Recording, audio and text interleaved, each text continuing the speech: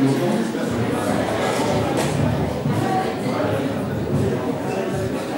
à tous. On va commencer même si on attend encore des personnes. Ça arrive plus un peu en retard maintenant. Bon, déjà, je vais demander de nouvelles à vous annoncer. Sabrina Griff n'est pas là ce soir, elle a pas pu venir. Elle a eu un empêchement, c'est pas un empêchement, elle a eu un impératif au niveau de son travail. Par rapport à la COP21, il y a Nicolas Hulot qui avait accepté de venir d'avoir au niveau du muséum et elle a fait ça à la dernière minute.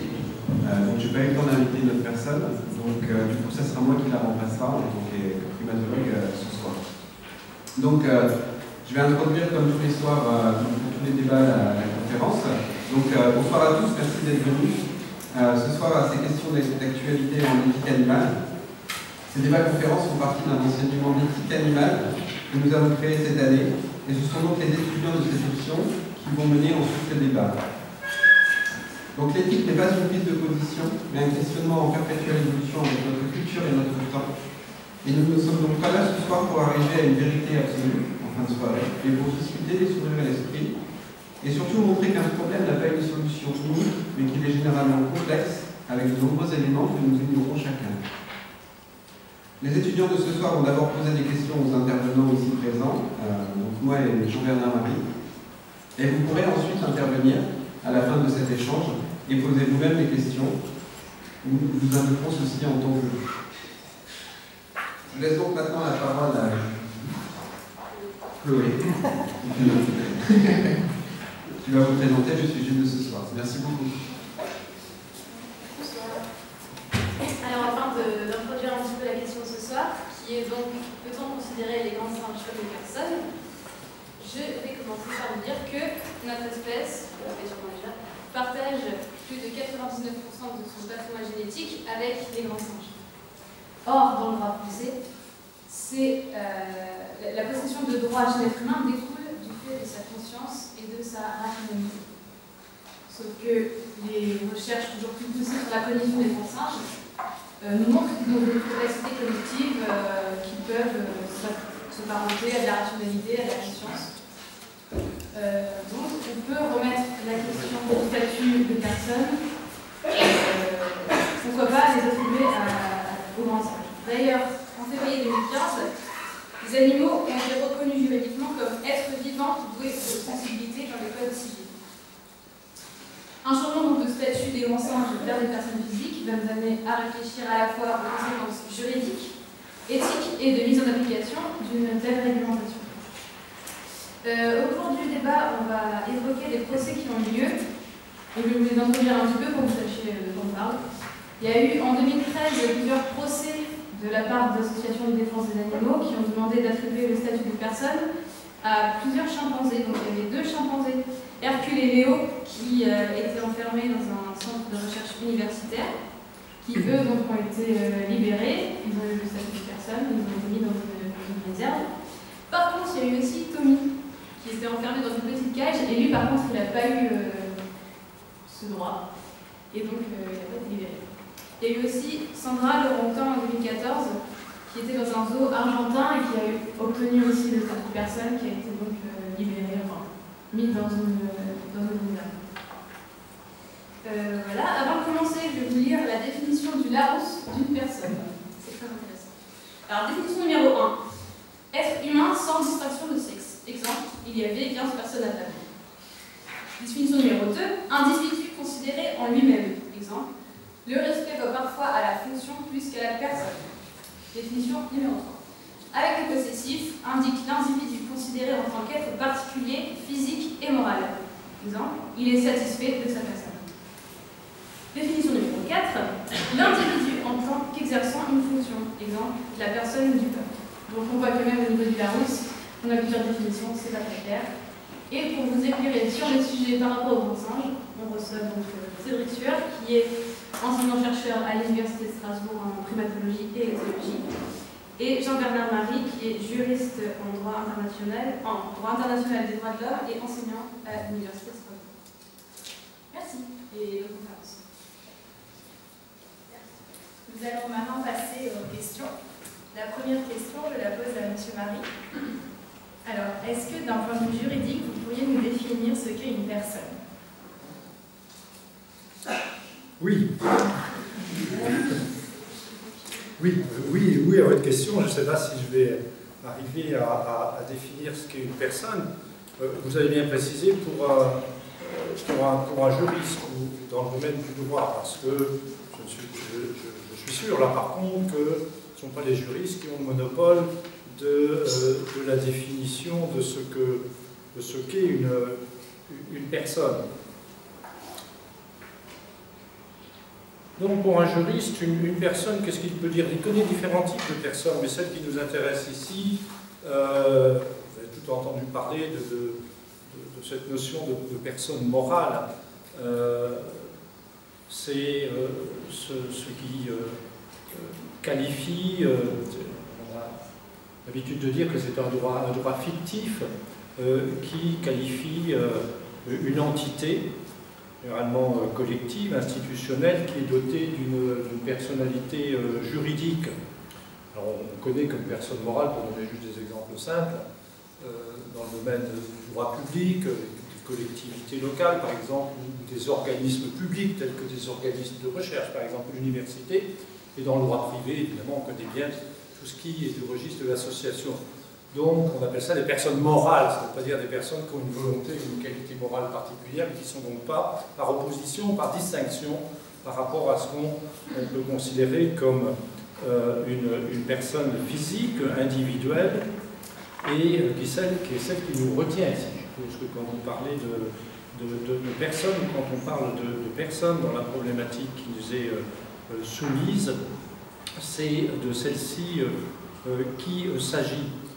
Alors, vous savez, les juristes ont toujours l'habitude de se caler sur des textes normatifs. On n'invente pas le droit, on l'invente à partir d'éléments qui, en tous les cas, sont déjà consignés. Je dirais que dans le champ des droits de l'homme, pour me limiter à cette approche qui peut quand même être intéressante par rapport à la problématique de l'animal qui pourrait être considéré, je dis le conditionnel, qui pourrait être considéré comme une personne. La référence à la personne dans les droits de l'homme désigne la personne humaine, l'être humain, et qui est donc identifié souvent par le terme individu. On ne précise pas de quel type d'individu, il y a beaucoup d'individus sur la Terre, mais si on regarde comment les droits sont formulés, c'est les êtres humains, chaque être humain, tout individu, chaque personne. Donc c'est cette personne-là qui est le sujet du concept et des normes que l'on retrouve sous l'appellation droit de l'homme. Alors quelle est la définition de cette personne humaine qui ressort des textes? De vous donner des citations en disant que c'est cette personne qui est en jeu n'est pas suffisant. Comment cette personne est-elle qualifiée?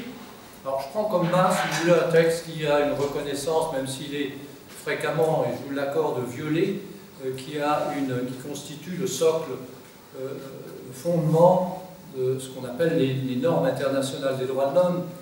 C'est un texte qui est déjà relativement ancien, mais qui est toujours applicable, même s'il est encore souvent violé. C'est la Déclaration universelle des droits de l'homme. Donc je me suis référé de 1948, qui a été adoptée par l'ONU, par les Nations Unies, et j'ai regardé au fond, dans la perspective qui nous retient, quelle est la définition de la personne qui ressort de ce texte, qui est donc un texte qui est reconnu par la communauté internationale et qui sert de base pour l'ensemble des traités ou des conventions qui sont signés par les États aujourd'hui, au niveau universel, au niveau mondial, au niveau régional, comme la Convention européenne des droits de l'homme, pour ce qui nous concerne ici à Strasbourg. Alors, ce n'est pas une définition intrinsèque ou ontologique. On ne serait peut-être pas surpris qui relève plutôt de la philosophie, de la théologie ou d'autres disciplines, en tous les cas, que le droit. Ce qui me frappe, si vous voulez, que cette définition de la personne, elle se situe par rapport à un lien d'appartenance. Un lien d'appartenance, quelque chose qui relie. et qui identifie la personne humaine comme sujet des droits de l'homme. Et si on regarde le préambule de la Déclaration universelle des droits de l'homme, on s'aperçoit que la définition est celle qui fonde la dignité humaine d'un sujet, qui est le sujet des droits de l'homme, sur son appartenance à la famille humaine. Pratiquement la seule référence que l'on trouve, c'est ce lien d'appartenance à la famille humaine qui fonde la dignité. Donc c'est un lien, encore une fois, ce n'est pas une définition ontologique, c'est un lien en relation. Ce qui ne m'étonne pas, parce que travaillant depuis un certain temps dans les droits de l'homme, les droits de l'homme sont des éléments qui régissent les relations entre les êtres humains et les personnes. Et c'est de ce lien d'appartenance que découle la reconnaissance ou l'affirmation, si vous préférez, que ces droits sont égaux et inaliénables. Inaliénable, ça veut dire qu'on ne peut pas y renoncer. Même soi-même ne peut pas renoncer à ses propres droits. Ce qui soulève, évidemment, vous en doutez, un certain nombre de questions. Voilà, au fond, assez simplement, peut-être même sommairement, comment les droits de l'homme approchent la personne humaine sous forme d'une affirmation, d'un lien avec une entité commune, une collectivité qui est la famille humaine. Et il faut ajouter, pour comprendre, ce qui constitue cette famille humaine, c'est la naissance. Et j'en termine, parce que c'est quand même des éléments fondamentaux, donc je ne peux quand même pas trop les caricaturer ni les expédier trop vite. La Déclaration universelle, dans son article 1, affirme que tous les êtres humains naissent égaux en dignité et en droit. Je dis, c'est une affirmation. Point. Ils naissent égaux en dignité et en droit. Parce qu'ils appartiennent à la famille humaine, dit la Déclaration dans son préambule. Toutefois, et là ça va nous intéresser pour le débat qui nous retient, cet article est très sobre, il fait 2 lignes. Mais il continue ensuite en indiquant 2 qualifications ou 2 critères qui s'appliquent aux êtres humains, et apparemment, plus qu'apparemment, intrinsèquement aux êtres humains, et j'ajouterai exclusivement aux êtres humains dans la lecture de ce texte que l'on peut faire. On peut en développer d'autres, mais dans le texte tel qu'il a été conçu, rédigé, c'est cette interprétation qui prévaut, c'est-à-dire que la phrase centrale qui qualifie l'être humain, c'est la raison et la conscience. Là encore, c'est une affirmation. La formulation, c'est, parlant des êtres humains, les êtres humains sont doués de conscience et de raison. Évidemment, des critères qu'on aura à discuter dans le débat plus loin. Donc voilà un petit peu le cernage, je ne sais pas si on peut dire ça comme ça, ou comment on identifie la personne humaine sans véritablement élaborer toute une philosophie ou toute une stratégie qui la fonderait comme les fondent les philosophies, par exemple. Est-ce que actuellement les grands singes ont un statut juridique, et si oui, quel est-il? J'ai pas compris les mêmes questions. Les grands singes, oui, ont-ils un statut juridique actuellement? À ma connaissance, non. Particulier, vous voulez dire. Les grands singes sont appréhendés par le droit à travers l'approche protectrice qui s'applique à l'ensemble des animaux, qui touchent ce qu'on appelle le bien-être animal. Mais il n'y a pas de droit, on va dire, subjectif. Donc le sujet, le titulaire, si vous préférez, serait, d'une manière plus générale, un animal, et parmi ces animaux, les grands singes. Donc dans le droit, on va dire, positif actuel existant, je ne crois pas me tromper, sauf erreur de ma part, il n'y a pas de place laissée aux animaux comme sujet de droit. Moi, je peux répondre à la question par rapport à ça. On revient un peu à ce qui était posé au niveau des individus déjà captifs. Donc là, ils ont le droit enfin, c'est pas un droit, mais ils sont qualifiés comme êtres sensibles par rapport au code civil ou au code rural, étant donné qu'ils sont captifs. Après, il y a l'espèce qui est dite sauvage. Donc là, dans le milieu sauvage, qui n'est plus sous les mêmes droits, mais par contre, là, les chimpanzés dans une espèce en danger d'extinction, enfin les grands singes de manière générale, mais par les grands singes, on entend gorilles, chimpanzés, bonobos et orang-outans, et ensuite il y a des espèces. Donc là, ils sont protégés par la CITES, qui est la Convention sur le commerce international des espèces de faune et de faune sauvage et de sa distinction. Et donc il y en a qui sont vulnérables, comme le chimpanzé et le bonobo. Par contre, il y a les sous-espèces de orang-outans ou de gorilles qui sont en voie critique d'extinction. Donc, ils sont très protégés au niveau des lois internationales. Étant donné que c'est une convention, c'est normalement quelque chose qui doit être respecté par l'ensemble des pays qui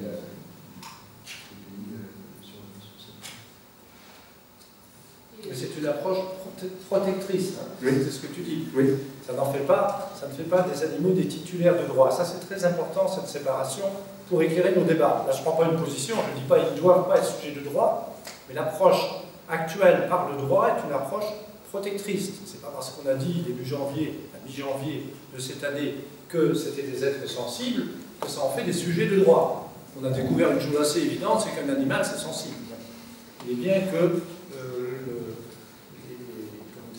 la législation en ait pris acte, un peu tardivement.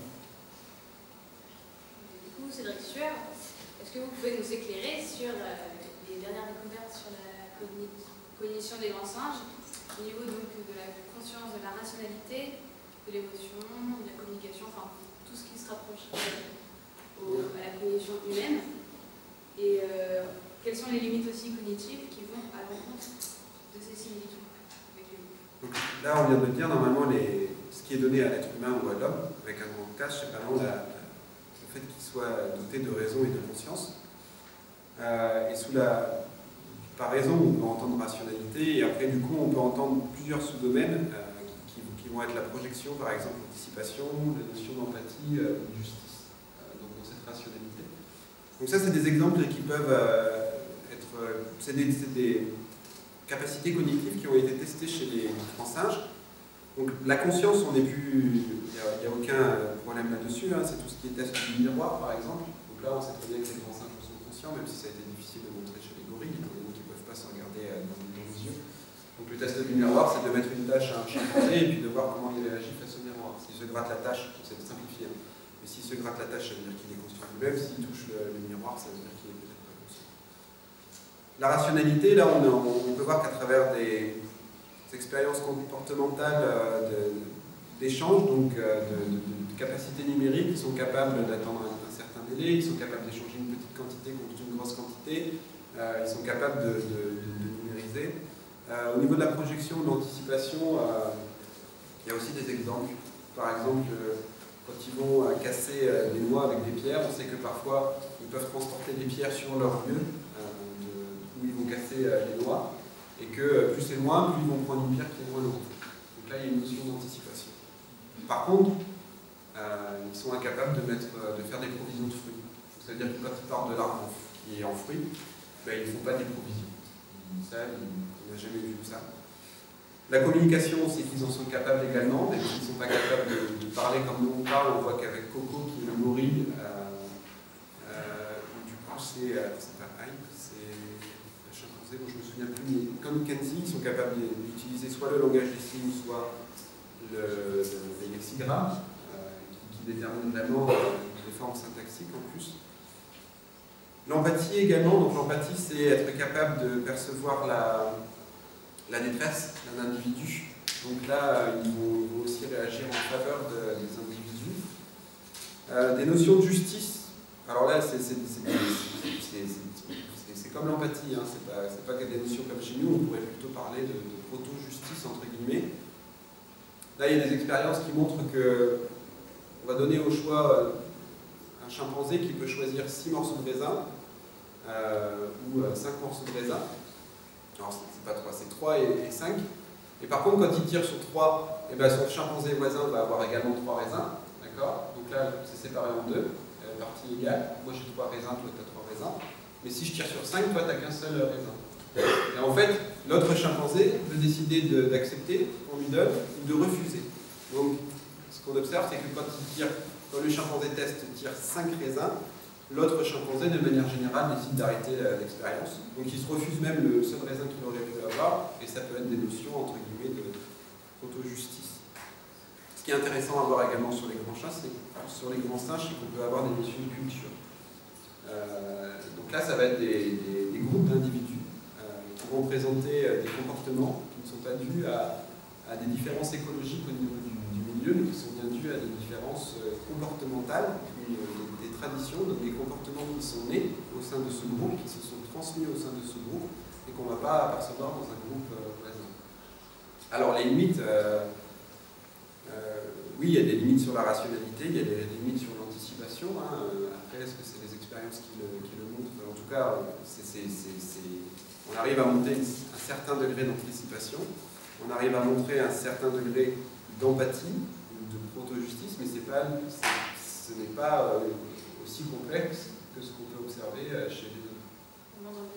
Mais...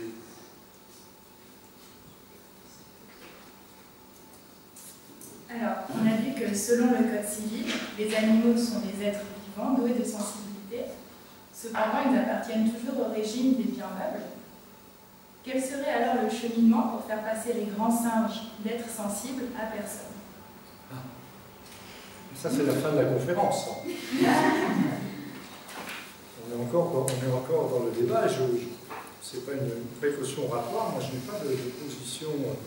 Justement, ce qui est intéressant, c'est à travers ces échanges, puis à travers le travail que ça m'a obligé à faire dans un domaine, je dois le dire quand même, que vous sachiez, où la petite expérience que je peux avoir, c'est grâce à des étudiants qui ont fait d'excellents mémoires. Je ne citerai pas, il y en a quelques-uns, une dans la salle, donc qui m'ont un peu éduqué dans ce champ disciplinaire que j'ignorais largement, sauf que quand même, je tenais à vous le dire parce que il m'est arrivé dans les nombreuses missions que j'ai pu faire, je fais encore pour les droits de l'homme sur le terrain, dans des pays lointains, il m'est arrivé d'avoir quand même quelques repos de temps en temps, pas vraiment pour du tourisme, mais de courtes pauses, et que j'ai eu l'occasion, et c'est une expérience qui m'a beaucoup marqué, et qui me marque encore, d'observer. Et je me suis pris au jeu de l'observer pendant des heures, et pourtant le soleil était très chaud, et les conditions climatiques pas très confortables, des groupes de bonobos. Et que l'observation d'un kidam, parce que j'ai plus de compétences scientifiques pour cette observation, mais tout simplement, m'avait quand même effectivement troublé leur comportement, et ça me renvoyait à des comportements que je pouvais observer dans les communautés que je connaissais mieux, qui sont les communautés humaines. Donc c'est simplement, ce n'est pas qu'anecdotique, mais c'est vrai que il y a toujours des expériences qui vous motivent, ou qui vous ébranlez, c'est un terme un peu fort, mais qui vous incitent à une réflexion. Et à partir de ce moment-là, la question des animaux en général, et de ce que l'homme fait, ou les hommes et les femmes font par rapport aux animaux, était devenue plus prégnante. Et en t'entendant sur les capacités, finalement, les bonobos sont considérés comme des grands singes. Ouais, je vais vérifier, parce que je ne savais pas si ça rentrait dans la catégorie des grands singes, donc je vais vérifier avant de venir, c'est bien considéré comme appartenant à la catégorie, je crois, sur une catégorie des grands singes. Et donc là, j'étais à l'école à la fois donc des étudiants et des bonobos pour l'approche des prérogatives, on va dire, que l'on peut reconnaître aux animaux. Je ne suis pas sûr quand même que l'animal puisse être réduit à un bien meuble dans le droit actuel. Quand même. Le fait de reconnaître, alors certains ont dit que ça n'avait pas véritablement d'effet important sur le plan juridique, de reconnaître, c'est pas le droit ne fait que reconnaître. Hein, il faut bien comprendre que le droit ne crée pas quelque chose de nouveau en disant que les animaux sont doués, sont des êtres sensibles. Il ne fait que reconnaître et acter, si vous préférez, une réalité.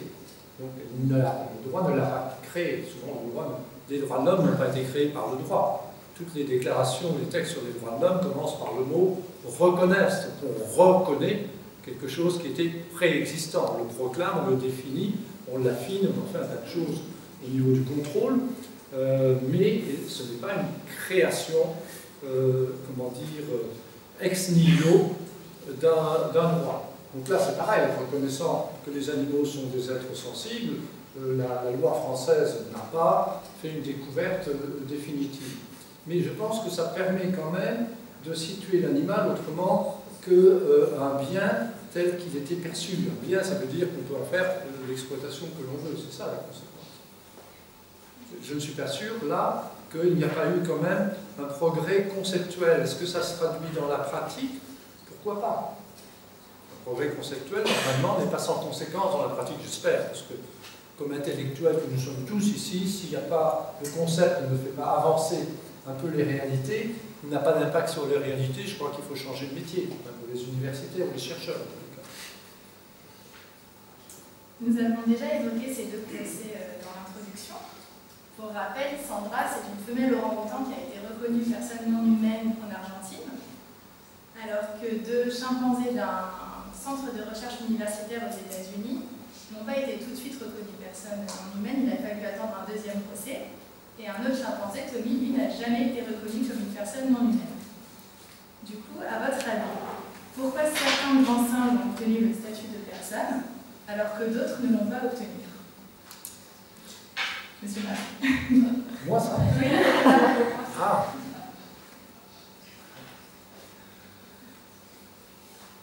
J'ai aucune idée. Hein. Je peux broder et inventer, on était formés pour ça, donc je peux essayer de tenir un discours. Tu peux répondre. La différenciation des éléments objectifs qui permettent ce traitement différent, on a des, en droit, on le sait très bien, on a des interprétations qui sont variables d'un pays à un autre, en fonction de traditions, d'éléments culturels, pour vous tenir tout ce discours. Mais dans le cas précis, je dirais dans le cas d'espèces, comme disent les juristes, pourquoi on a fait rentrer un tel dans telle catégorie, on l'a refusé pour d'autres? Je dirais que ça c'est le pluralisme juridique au niveau des États. Mais le fait qu'un grand singe soit reconnu comme personne non humaine, vous avez dit, dans un pays, n'a pas de conséquences sur ce que les autres ça n'a pas un caractère universalisable. C'est au Brésil, vous avez dit. En Argentine. En Argentine.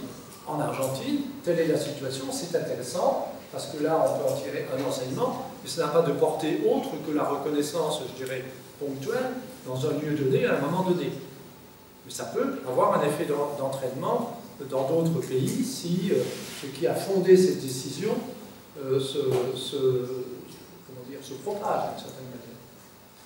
Ce que j'avais pu lire dans le procès avec les deux chimpanzés de l'université de New York, c'était que la première fois que ça a été refusé, la juge avait dit j'aime bien votre façon de penser, je suis presque entièrement d'accord avec vous, mais ces deux chimpanzés restent avant tout la propriété, en tant que bien, de l'université. Donc il n'y a rien qui me dit dans ce qui est actuellement écrit au niveau du droit que ce sont des personnes non humaines et que je peux statuer sur le fait que je casse cet état de lien entre les chimpanzés et l'université. Donc après, je n'ai pas revu le nouveau procès, je ne sais pas ce qui a changé, est-ce que c'était un nouveau juge ou pas. En tout cas, c'est vraiment aussi en fonction de ce que les avocats vont apporter, entre guillemets, et comment le juge ou la juge va apprécier les éléments qui sont apportés et statuer. Donc, pour qu'un individu, un individu d'une espèce soit reconnu personne non humaine, il faut avant tout que ce soit déclaré au niveau international ou national pour ensuite être appliqué, sinon on ne peut pas, je ne pense pas qu'on puisse le faire. Juste pour compléter, à ma connaissance, il n'y a pas de législation, à ma connaissance, il y a beaucoup de législation nationale dans le monde. 190. Donc, à ma connaissance, il n'y a pas de textes juridiques nationaux, internationaux bien sûr que non, nationaux qui parlent ou qui définissent ou qui consacrent la notion de personnes non humaines. Alors, en Inde, en fait, en 2013, il me semble, oui, en 2013, l'Inde a reconnu les cétacés comme des personnes non humaines. En Inde? Oui, et du coup, elle a même... Reconnu dans un jugement ou dans une législation? Alors, Une législation. Ah oui, donc ça c'est important. Et à partir de cette reconnaissance, il y a même une déclaration des droits des cétacés qui a été rédigée. Et en quelque sorte, ces cétacés ont désormais des droits en Inde et sont protégés. Merci, cher Signoret. Question. Il y a la notion de personne non humaine, c'est ça qui est important. Oui, la notion de personne non humaine, elle provient des États-Unis en 2012. Non, mais dans la législation indienne. Oui. La plupart des procès, en règle générale, quand ils reconnaissent un animal, ils le reconnaissent comme personne non humaine à chaque fois. C'est l'expression qui est retenue. Oui. D'accord. Alors, pour la déclaration des droits des cétacés, brièvement, elle est en 7 points. Le premier point est que tout individu cétacé a le droit de vivre. Le deuxième point, aucun cétacé ne doit être maintenu en captivité ou en servitude, ni être sujet à des traitements cruels, ni être retiré de son environnement naturel. Le troisième point, tous les cétacés ont droit à la liberté de mouvement et à résider dans leur environnement naturel. Et ainsi de suite jusqu'au septième point, où à chaque fois on leur énumère des droits. Peut-être du coup pour rebondir par rapport à la reconnaissance des cétacés comme personnes non humaines en Inde, on pourrait se demander du coup si les grands singes étaient reconnus. En parallèle, quels seraient les droits et les devoirs qu'on pourrait et qu'on devrait leur accorder. Je voudrais juste observer une chose, parce que là c'est un petit peu abusif de parler d'une déclaration des droits des personnes non humaines, parce que les 3 droits que vous avez cités sont ceux que l'on retrouve, quelles que soient les espèces, pour les singes également, vous savez, dans la doctrine en tous les cas, le droit de vivre, le droit à la vie, le droit, comment on va dire, de se mouvoir, de se déplacer, ce qu'on appellerait dans les droits de l'homme la liberté d'aller et venir, la liberté de mouvement, et le droit d'être protégé contre la torture. Et alors si on met les mauvais traitements, qui est l'expression dans les droits de l'homme, ou traitement inhumain et dégradant, évidemment on ne peut pas parler de traitement inhumain, c'est pas très adapté, on va dire je sais pas quoi, animalier, et en tout cas pas conforme au bien-être de l'animal, dégradant, dans le sens d'un traitement dégradant pour un animal, ça peut se concevoir, je ne le rejetterai pas a priori. Ce qui est à peu près sûr, c'est que la notion de torture peut être là appliquée. Mais dans ce que j'ai pu lire pour me documenter pour ce soir, je n'ai trouvé aucun autre droit. Or, quand même, les catalogues, si je peux appeler ça ainsi, déclaration des droits et les textes contraignants, conventionnels ou traités qui traitent des droits de l'homme ont quand même une couverture un petit peu plus large. Je n'ai pas rencontré le droit à l'éducation. On pourrait parler du droit à la santé des animaux, par contre, ou de l'accès aux soins primaires de santé. Et le droit à l'éducation, il faut voir les éléments liés à la liberté de conscience, de religion, donc la liberté d'expression. Je ne vais pas énumérer tout le catalogue des droits de l'homme, mais on ne retient, en général, ce qui m'a frappé, c'est qu'on ne retenait que ces 3 droits que je qualifierais qui sont des droits de la survie un petit peu. De pouvoir se réveiller le lendemain sans être dépourvu de nourriture à cause de manque de nourriture, de soins élémentaires pour que la vie se développe, et puis de ne pas subir des souffrances qui sont infligées volontairement. La torture, c'est ça. C'est infligé volontairement par une autorité publique, mais là on peut l'élargir par toute personne qui se livrerait à des mauvais traitements. Torture, moi le mot torture pour les animaux ne me choque pas du tout. Ça me choque, torture contre les animaux, mais qu'on utilise cette expression ne me choque pas, et de mauvais traitements, a fortiori, pas du tout.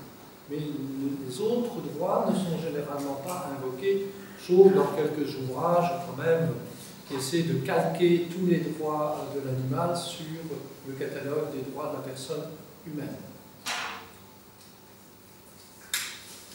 Cédric Sueur, est-ce que la difficulté d'accepter l'idée des grands singes en tant que personne ne viendrait-elle pas du fait que l'homme a lui-même du mal à s'accepter en tant qu'espèce animale? Qu'espèce animale? Qu'animal. Que l'homme ne se considère pas comme un animal. Est-ce que cette idée-là, que l'homme ne se considère pas comme un animal, serait le frein? Du coup, par la définition de personne, il y a ce que Jean-Bernard a dit, et moi j'avais noté dans la définition de personne, je pense que ça pose 2 problèmes chez les humains. Il y a déjà un problème philosophique, éthique, admettons, qui est la personne définie en tant qu'individu. Donc en fait, animal, du coup là, si on reconnaît comme personne non humaine un animal, ça veut dire qu'on personnifie entre guillemets l'animal, et on l'individualise. Et Donc là, après, ce qui était défini en droit, c'est la personne à être reconnue, une personne et une entité dont est reconnue la capacité à être sujet de droit, et non juste être humain. Donc du coup, j'essaie de remettre mes idées un peu en place par rapport à la question. Il faut se poser la question si c'est un problème qui est un problème culturel dû à notre histoire, qui est vraiment le fait qu'on a séparé depuis des milliers d'années, depuis que les religions, la culture existent, les animaux, des personnes, et du coup on a du mal à accepter cette gradation, par exemple. Le problème biologique, on a avant tout une espèce animale, mais qui a des principes biologiques, et le principe d'acceptation à une espèce est un principe biologique. On appartient à une espèce, et à partir du moment où on appartient à une espèce, on est sélectionné pour faire en sorte que c'est cette espèce qui prévaut sur les autres. Donc ça, c'est un principe biologique, animal. Par contre, on est censé être suffisamment intelligent pour essayer de passer outre ce principe biologique animal, et du coup savoir respecter notre environnement. Étant donné les choses actuelles, je parle pas simplement sur les animaux, mais aussi du comment, par exemple avec la COP21, tout ça, je ne suis pas forcément sûr qu'on arrive à avoir cette capacité de passer par-dessus notre principe biologique, forcément, et d'essayer de voir les choses. Je pense pas que ça soit un vrai problème de droit, personnellement, puisque pour moi, on peut donner des droits ou pas aux animaux, après, il suffit simplement de les respecter et de des sanctions. Le troisième point, ça serait plutôt le principe économique, c'est-à-dire qu'on refuse qu'il y ait une certaine, alors soit on peut appeler une gradation, une certaine équité, c'est comme ça qu'ils utilisent en éthique animale, de reconnaissance entre l'homme et les animaux, parce que l'utilisation animale a un enjeu économique incroyable dans nos sociétés. Donc je dirais plus que c'est un frein, un frein culturel, un frein biologique ou un frein économique. En tout cas, pour moi, c'est pas un frein juridique. Faire chasser l'animal en tant que même si on serait sur les grands singes, tout simplement parce que c'est vraiment là où on a montré ses capacités très proches avec l'homme, de reconnaître les grands singes comme des personnes non humaines.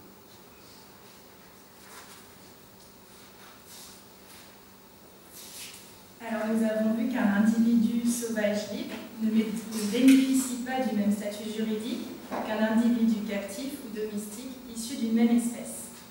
Un grand singe captif possède un statut juridique lui accordant des protections et une reconnaissance de sa sensibilité, alors qu'un grand singe sauvage libre n'est pas mentionné. Le grand singe sauvage bénéficie de certaines protections nationales et internationales de par son statut d'espèce protégée et en danger. Du coup, si les grands singes sont reconnus comme des personnes, comment pourrait-on remédier à la différence de statut juridique entre les animaux sauvages en captivité et ceux sauvages en liberté? Okay.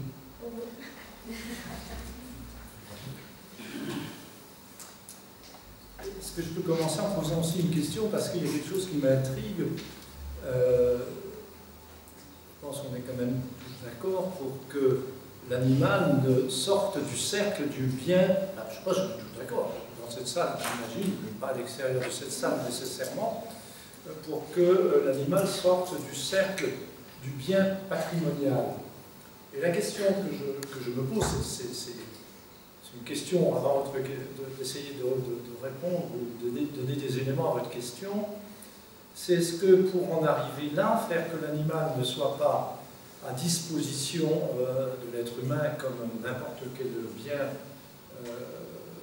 possession patrimoniale, est-ce qu'il faut en passer par la case personne, personne non humaine?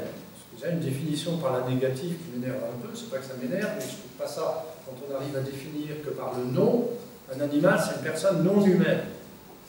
On ne dit pas c'est une personne animale. On peut dire que c'est une personne animale.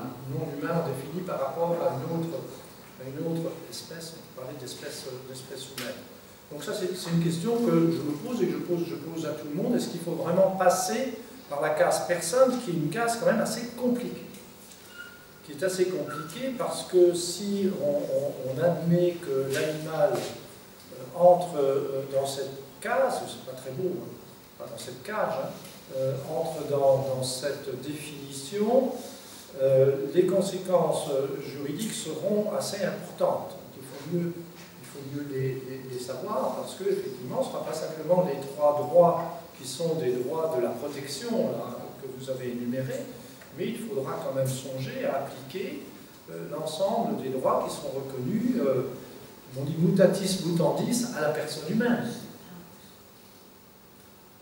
Donc, est-ce que c'est ce que l'on cherche? Est-ce que c'est ce qui est nécessaire? Est-ce que ce qui est utile? Est-ce que ce qui est souhaitable dans la problématique? Mais je m'écarte un peu de votre question, si vous me la rappelez, je vais peut-être y revenir.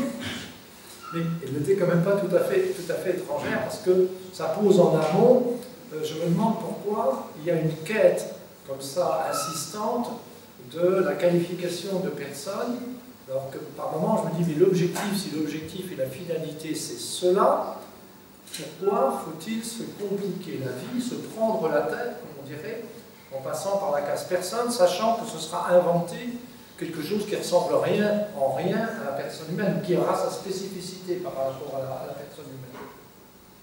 Et si vous me ramenez à votre question, c'était... Je vous la rappelle.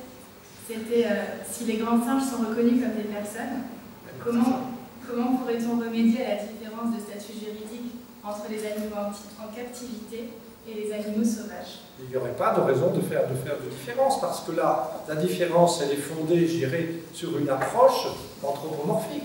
C'est en fonction de l'intérêt. Vous avez dit protéger les espèces sauvages. On les protège pour qui? La question que je pose, quelle est la finalité de cette protection? Et par rapport aux animaux en détention, comme le langage qui est parfois utilisé, c'est vrai qu'ils sont en détention quand même, quand ils sont dans des cages, quel est l'intérêt qui est protégé là? Il est différent. La finalité est très importante. Le fait d'avoir reconnu les cétacés en Inde comme personnes non humaines a permis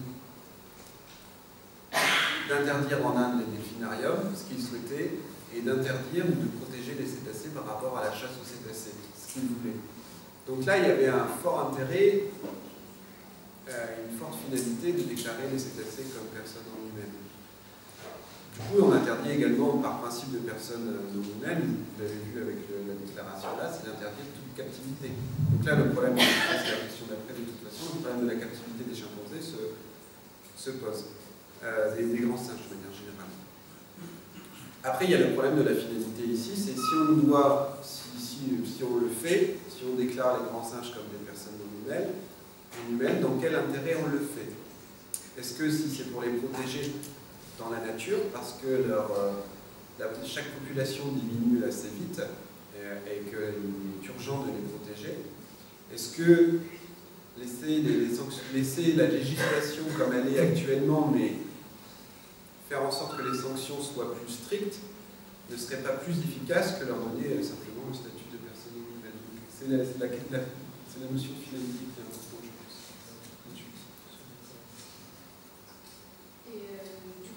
Vous l'avez un petit peu introduite. Si les grands singes sont des petites personnes, quel va être l'avenir pour soit des gens en captivité et comment conserver les espèces depuis les enfermer et quelles mesures également prendre pour le respect ou l'attribution de leur territoire une fois qu'ils seront libérés? Alors, il faut savoir que les grands singes qui sont dans les zoos, ils n'ont pas pour but d'être réhabilités. Non, mais c'est très important, ça veut dire qu'ils ne sont pas là pour essayer de les reproduire, pour prendre les animaux et ensuite de les réhabiliter. Ils ont avant tout une notion de sensibilisation, qui est très importante, et aussi de recherche, c'est pas d'expérimentation animale, au sens, c'est de la recherche comportementale, et ça c'est très important, qui nous permet, ces recherches comportementales qui nous permettent de découvrir que ces grands singes ont des capacités cognitives importantes. Donc en fait, et une espèce, déjà, n'a pas pour vocation d'être entièrement élevée en captivité. Pour moi, ça sert à rien. Ça arrive autant avoir une base ADN quelque part, et puis quand on peut, on reproduit des individus, on les relâche, mais on ne maintient pas une espèce pour qu'elle soit en captivité. Donc ça pose plusieurs questions. La première question, oui, c'est qu'est-ce qu'on fait de ces grands singes? Parce que, par exemple, tu as utilisé un mot tout à l'heure qui est assez important, mais qui peut être révélateur, c'est le mot libéré. Si c'est pour réhabiliter ou transférer un grand singe qui est dans une cage, qui très bien, on s'en fout, admettons, une cage de 10 mètres carrés dans un laboratoire, pour le retransférer dans une cage de 10 mètres carrés dans un zoo, aucun intérêt. Donc, si c'est pour donner des droits et de reconnaître les grands singes comme des personnes non humaines, en sachant qu'ils ne vont pas pouvoir être réhabilités dans la nature, ça veut dire que ces grands singes, qui sont dans des conditions actuelles, déjà, il faut savoir que la recherche expérimentale sur les grands singes ne n'a plus en Europe depuis les années 2000, c'est ça. Et du coup, là, vous avez pu voir le dernier groupe. Les États-Unis ont décidé d'arrêter la recherche sur les grands singes, mais ça faisait longtemps qu'ils avaient arrêté. Finalement, il leur restait une colonie sur laquelle ils n'avaient pas fait de tests depuis des dizaines d'années. Et ça faisait longtemps qu'ils étaient comme ça. Donc, en fait, ils reprennent les grands singes pour les réhabiliter dans des sanctuaires qui sont des grands parcs où les singes ont du coup quand même un peu plus d'espace que là où ils étaient. Mais il faut voir les conditions dans lesquelles ils sont, c'est-à-dire que c'est bien de reconnaître comme personnes non humaines les grands singes. Si on les réhabilite, si les grands singes captifs, on les réhabilite dans des meilleures conditions. Si c'est pour les transférer d'un endroit dans un autre, mais que les conditions ne sont exactement les mêmes, aucun intérêt. Après, pour les grands singes sauvages, et du coup on doit protéger leur population. Bon, bah là, il y a des réserves à faire, protection de l'environnement, sensibilisation de la population locale. Donc ça c'est très important, ça vous avez vu aussi avec Aouli, il n'y a pas de protection de l'environnement sans de sensibilisation de la population locale et d'intégration de la population locale. Après la dernière question, ça m'a fait penser un peu quelles mesures prendre pour le respect ou l'attribution de leur territoire. À voir si on leur donne le statut de personne non humaine et donc des droits, à voir si on va les comparer à des populations ou des ethnies comme on le fait actuellement et qu'on va créer des réserves indiennes ou des réserves indigènes par exemple, donc des territoires qui seront réservés exclusivement au maintien de la population actuelle, donc la population de chimpanzés, ne pas déranger ses comportements, ne pas déranger sa culture, comme on ne va pas déranger les comportements ou la culture d'une population indigène d'un territoire paumé au milieu de l'Amazonie. La question suivante, on va voir ici. Comment déterminer des droits et des normes des grands singes en tant que personne sans leur avis? Puisque les singes ne peuvent pas donner leur avis sur la question. C'est pour qui? Pour Sébastien. Mais... Dommage. Mais allez-y, si vous voulez. Non, des questions, je préfère les tuer, moi la peine.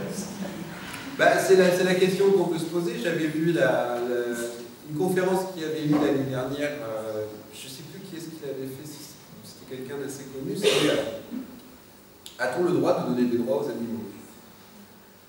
Donc à partir de ce moment-là, il y a deux principes qui peuvent se soulever. Soit on est des humains qui ont des capacités cognitives assez avancées et qui sommes les seuls à pouvoir se détacher de notre aspect biologique et de réfléchir au bien-être qu'on peut apporter à ce monde, entre guillemets, que ce soit le bien-être qu'on peut apporter aux humains, mais aussi aux autres espèces animales et à la planète, sur l'environnement écologique. Soit on décide de dire on a un statut qui est purement biologique, et du coup on est dans un système qui est, alors là il faut séparer aussi l'impact qu'on a sur la planète Terre de l'impact qu'on a sur les animaux. Les deux sont liés, mais là il faut essayer de voir le problème de manière un peu différente. On dit simplement qu'on est des prédateurs et on peut bouffer les animaux, peu importe. Mais de ce fait, il ne faut pas... Pour moi, de ce fait, du coup, on n'a plus le statut d'homme, on devient simplement un animal. Donc là, c'est plus augmenter le statut des animaux à des grands singes et des personnes non humaines, mais plutôt rabaisser l'homme à un statut. Donc il faut réfléchir, c'est soit l'un, soit l'autre. Soit on se dit, voilà, on est capable de le faire, donc on doit le faire. Soit on se dit, on fait partie de ce monde, on ne le fait pas. Mais du coup, après, il faut être cohérent dans ses décisions. Peut-être quelque chose à rajouter? Oui, parce que Mais ça, je pense que c'est évidemment, on est tous marqués culturellement. À chaque fois que le mot de personne, même non humaine, est évoqué, ça me crée une perturbation importante, sans doute liée à des référents culturels bien marqués. Je les assume, je les critique en même temps, j'essaie de les critiquer en tous les cas, tout en les assumant. Là encore, l'idée de personne, pour moi, renvoie inévitablement à celle d'autonomie, de capacité de libre arbitre, de la capacité de décider pour soi, et quand même, à chaque fois que l'on parle des droits qui pourraient être reconnus à des animaux, qui décide de ces droits, c'est ce que tu disais au début, qui les définit, dans l'intérêt de qui?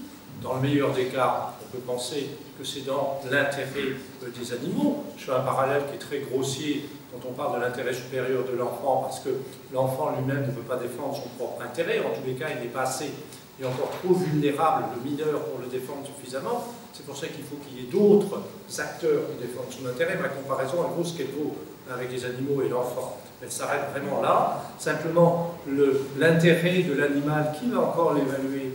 Ça va être l'être humain. Qui va décider des droits? Le propre des droits de l'homme, quand même, qui sont définis par les droits de l'homme. Ce sont à la fois les sujets, les bénéficiaires, qui en sont les propres tenants, et qui en sont les propres, comment on pourrait dire, agents de définition, et également qui sont, au bout du rouleau, si je peux dire, la sanction quand ces droits sont violés. C'est le sujet qui est au centre des droits de l'homme, le sujet qui en est le bénéficiaire, qui en est le titulaire en même temps. Quand on parle des animaux, je sais qu'on va parler, selon on va y venir, de la tutelle, mais quand on parle des animaux, c'est d'autres qui parlent à leur place, avec sans doute de très bonnes intentions pour certains, pour tous, j'en suis pas sûr. Je ne suis pas sûr, il n'y a pas de raison d'accorder un crédit a priori à des personnes qui, comment dire, pourraient être suspectées, de même qu'on peut instrumentaliser les droits de l'homme, on peut instrumentaliser les droits des animaux. Donc c'est là qu'il faut reposer à chaque fois la question de la finalité, de l'intérêt de l'animal, hein, qui doit faire l'objet d'un consensus. Ce n'est pas une personne qui décide toute seule, dans son coin, quel est l'intérêt de l'animal. C'est lieu d'un débat démocratique, d'un débat qui doit se faire. L'animal, il n'a pas...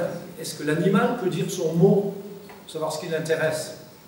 Oui, pour des éléments très matériels, il peut dire quand il a soif, quand il a faim, il peut exprimer certains désirs, puisque c'est un être qui est doué d'une sensibilité, mais c'est quand même toujours des tiers, d'autres qui décident à sa place de ce qui est bien pour lui. Et ça, c'est une démarche dont on se méfie beaucoup dans le domaine des droits de l'homme, parce que quand c'est d'autres qui pensent votre bien à votre place, c'est pas sans souci. Je vois toujours des personnes qui disent on peut voir des animaux qui évoluent dans un environnement captif qui est très bien fait. On imagine un zoo avec des grands singes, et puis c'est ce que les zoos essayent de faire maintenant. Donc un environnement qui est très grand, où il y a beaucoup de structures. Les animaux, les grands singes vont interagir avec leurs soigneurs, il va y avoir pas mal d'outils. Et puis il y a des personnes qui disent toujours il serait mieux dans son environnement naturel. Qu'est-ce qu'on en sait? En fait, dans son environnement naturel, il aurait un environnement qui serait peut-être plus grand. Bien sûr, il passerait peut-être plus de temps à chercher de la nourriture, mais alors peut-être que ça gênerait, parce que chercher... Nous, on est très bien contents de ne pas chercher notre nourriture tous les temps, par exemple. Mais il y aurait des problèmes de maladie, des problèmes de prédateurs.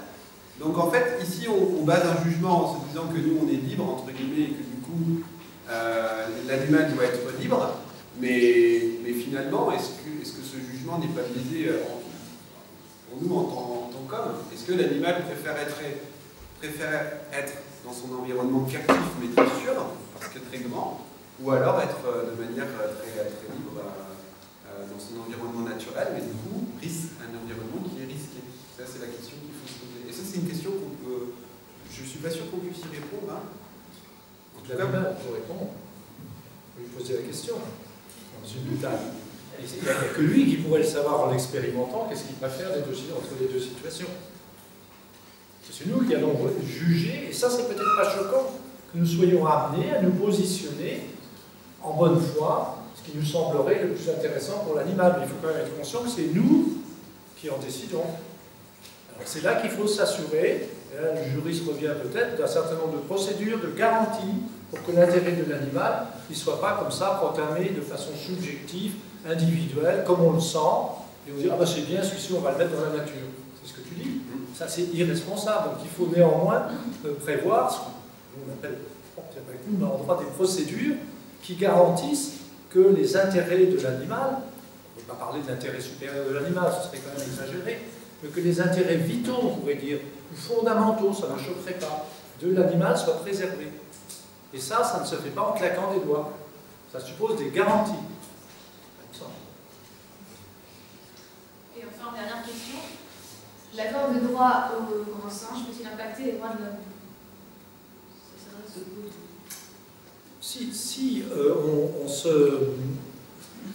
Bon, moi je vois, ça impacte les droits de l'homme si derrière, il ne faut pas être trop naïf non plus, derrière des perspectives, moi je qualifierais volontiers d'idéologie, qui visent à faire des comparaisons qui sont quand même parfois un peu risquées entre les personnes humaines qui sont privées de raison et de capacités intellectuelles liées à l'âge ou à des maladies particulières, et de les comparer à des grands singes. Je crois qu'effectivement, c'est une approche qui peut effrayer, et sans avoir les fantasmes, si quand même, de l'histoire, qui peut se demander ce que l'on peut faire des droits de l'homme par rapport à une telle approche. Mais ce n'est pas ce que je ressens dans la tendance la plus large, en tous les cas, en faveur de la défense, de la protection des animaux dans le sens le plus large, au-delà peut-être du simple, qui est important, bien-être matériel, de la limitation, parce qu'on est dans ce registre des mauvais traitements, d'exclure tout mauvais traitement, c'est une ambition, ça doit être un objectif, mais c'est sur le plan pragmatique peut-être pas réalisable, en tous les cas ça ne peut l'être que progressivement. En tout cas, on ne peut pas dire qu'effectivement, tant que l'on parle de personnes non humaines, je ne vois pas l'intérêt d'utiliser le mot personne pour dire personne, encore une fois, non humaine. On trouve autre chose que cela, qui est une façon d'identifier les animaux, de les sortir du patrimonial. Ça, c'est vital. Ce n'est pas des objets qu'on possède, qu'on exploite et tout. Si vous les sortez du patrimonial, ça fait quand même tout un pas. C'est un paradigme qui change, pour prendre un grand mot, d'approche de l'animal. Et je ne sais pas si on arrive dans le registre du droit subjectif, puisque le sujet en question, le droit, il ne le revendiquera pas lui-même. Ce sera toujours un tiers qui prendra soin de ses intérêts. Et c'est bien comme ça aussi, puisqu'il n'y a pas d'autre solution. Donc ça ne me semble pas menacer cette approche-là du tout, avoir un impact sur les droits de l'homme, si on pose des questions avec une grande clarté. C'est pour ça que préférer qu'on substitue, c'est parce que c'est quand même pas la Constitution, c'est la loi indienne qui avait incorporé ça me revient maintenant, cette notion de personnes non humaines, c'est dans la loi, c'est pas dans la Constitution, hein. C'est dans la loi, je pense, hein. Et qui est quelque chose d'intéressant. À mon avis, je n'en sais rien, hein, je ne suis pas un prédicteur, ça a peu de chances de faire tache d'huile. Et peut-être que même en Inde, il peut y avoir des changements. Mais ce qui est important, c'est ce qui est porté par cela, et ça a été efficace, que c'est permis de protéger l'extinction ou la maltraitance, ou je ne sais pas quoi, des cétacés, c'est bien. Mais même si c'est par un concept ou par une notion que l'on peut contester, en tous les cas, que je mets, je ne sais pas si je la conteste, mais je la mets en question, pour savoir si c'est la meilleure approche pour réaliser cela. Quand on utilise la notion de personne non humaine, on ne peut pas ne pas être vigilant. Vous avez posé la question, est-ce que ça va impacter les droits de l'homme? Bon, il ne faut pas... Les droits de l'homme sont quand même assez solides dans leur fondement, dans leur maintenant établi. Je ne suis pas en train de dire que les droits de l'homme sont acquis définitivement jusqu'à la fin de l'humanité. Ça jamais. Un progrès n'est jamais définitivement acquis, je dirais malheureusement, quand ce sont des progrès de cet ordre-là, comme ceux qui concernent la dignité humaine. Il faut toujours être vigilant. Et il y a quand même une certaine solidité maintenant des droits de l'homme qui ne sont plus seulement des vœux pieux, de souhaits, des éléments de cœur et de générosité. C'est un corpus de normes juridiques contraignantes, on sent. faut le répéter, mais c'est quand même la chose, on n'est plus dans le vague à l'âme et dans les bons sentiments. Les droits de l'homme, c'est quelque chose de précis aujourd'hui, qui ont des définitions, qui ont des procédures de contrôle, et qui quand même, de temps en temps, plus que de temps en temps, sans nous serions pas là, sont tout de même appliqués et respectés. Ça arrive aussi qu'ils soient appliqués et respectés, et pas simplement dans ce pays, ce qui ne veut pas dire qu'il n'y a pas des violations régulièrement et sur des pans qui sont importantes et qu'on ne peut pas passer sous silence. Ça c'est une autre affaire. Donc il y a une fragilité dans ce sens-là d'une tentative qui serait celle d'un continuum de droit et qu'au fond on arrive à un concept qui évidemment sémantiquement semble assez absurde, mais j'en ai rencontré d'autres dans ma carrière, de concepts absurdes prétendument juridiques, qui seraient les droits de l'homme de l'animal. J'ai déjà rencontré le concept, j'ai travaillé là-dessus d'ailleurs, sur les droits de l'homme des peuples. On n'est pas à ça près. Par définition, un peuple, il a des droits, certes, mais ça ne s'appelle pas des droits de l'homme. Ce n'est pas qu'un détail. Donc si on parle des droits de l'homme de l'animal, là il peut y avoir un souci, évidemment une confusion considérable. On n'en est pas là pour l'instant, puisqu'on parle des droits d'une personne non humaine. Moi je trouve que si on a une considération suffisante de l'animal, c'est pas honteux de parler de l'animal lui-même, des droits qui peuvent bénéficier à l'animal. Il faut faire ça, parce qu'il ne peut pas les revendiquer lui-même. Le droit à la nourriture, il peut le revendiquer. Il va faire du tapage, si on ne lui donne pas à manger, vous le savez tous, il va manifester son mécontentement. Alors je ne sais pas si c'est l'expression d'un droit, il va manifester qu'il a faim. Je ne sais pas si ce que je dis là est clair ou s'il faut que je le développe un peu plus. Mais ça me semble quand même relativement important. Je ne suis pas hanté par les risques que les droits de l'animal vont détruire le catalogue des droits de l'homme et menacer la dignité humaine. Bon, ça, je ne crois pas que c'est un peu fantasmé, mais il faut être quand même précis. Et moi, j'ai quelques doutes que l'invention de la notion de personne non humaine pour couvrir ce que l'on veut couvrir. Je crois que moi, je suis assez d'accord avec ce que l'on veut couvrir par personne non humaine, mais je suis moins d'accord sur l'intitulé, si vous voulez, sur la formulation. Et ce n'est pas qu'un détail, c'est un mot que je n'ose plus utiliser maintenant. Merci beaucoup d'avoir répondu à nos questions. On a passé au débat. Donc, la parole est à Bon, j'ai une question, c'est au final, est-ce que c'est pas parce qu'on n'arrive pas nous-mêmes à définir ce que c'est une personne, parce qu'il y a tellement de cas différents chez l'homme. Donc je vais peut-être prendre un exemple qui va choquer, mais comme vous l'avez dit tout à l'heure, par exemple, pour les personnes handicapées ou les personnes, par exemple, qui sont dans le coma, ils sont plus capables de décider pour eux-mêmes. Enfin, en tout cas, on ne le sait pas. On ne sait pas, par exemple, dans le cas d'une personne dans le coma, si elle est consciente.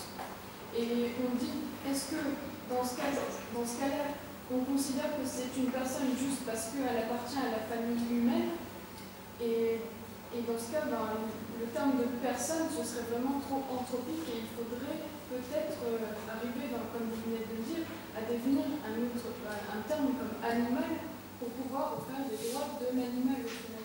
Est-ce que ce ne serait pas plutôt ça le problème Moi, je me retrouve tout à fait dans ce que vous dites et je n'ai pas tellement à développer là-dessus. Vous l'avez dit, la question des personnes qui ne disposent plus, en tous les cas, autant qu'on puisse le constater, de la capacité, en tous les cas, de la raison. Bien que la raison, on peut aussi, il y a des raisons déraisonnables, il y a des divagations qui peuvent relever de la raison, les logiques varient avec les cultures, bon, pas à ce niveau-là, on peut constater qu'il y a des facultés qui ne fonctionnent pas. On disait un gériatre un jour dans une réunion où j'étais, en disant il y a des édifices qui ont été bombardés dans le cerveau, il reste quelques petits pans de bâtiments qui sont encore en état. Mais quand ces pans existent, c'est encore des éléments qui peuvent se rattacher ponctuellement de temps en temps à la raison, mais il y a des situations où effectivement la raison, on ne la trouve plus. La notion de conscience est beaucoup plus complexe pour moi. Elle est plus pertinente, me semble-t-il, que celle de raison comme critère, outre le critère d'appartenance que vous avez dit. Parce que la personne qui a une maladie mentale au début ou à la fin de sa vie, qu'importe, c'est le lien d'appartenance. Et ça, c'est effectivement un postulat. Vous êtes de la famille humaine, donc vous êtes un être humain, quelle que soit votre situation, votre dégénérescence, votre incapacité, et on pallie à ça par la tutelle et par un tas d'autres, pas tant que ça. La tutelle est la principale procédure pour pallier à cette incapacité. Et on avait ce terme admirable, magnifique et très, très bienveillant qui était de parler des incapables. Peut-être que le vocabulaire change un petit peu, mais ça voulait dire ce que ça voulait dire quand même. Les juristes sont extraordinaires, vous trouvez des mots élégants comme ça. Toujours est-il que là, on le partage ou on ne le partage pas, c'est un élément convictionnel qui est affirmé sur lequel reposent les droits de l'homme. On est on est membre de la famille humaine et on le reste, quelles que soient les péripéties de notre vie, y compris les plus graves.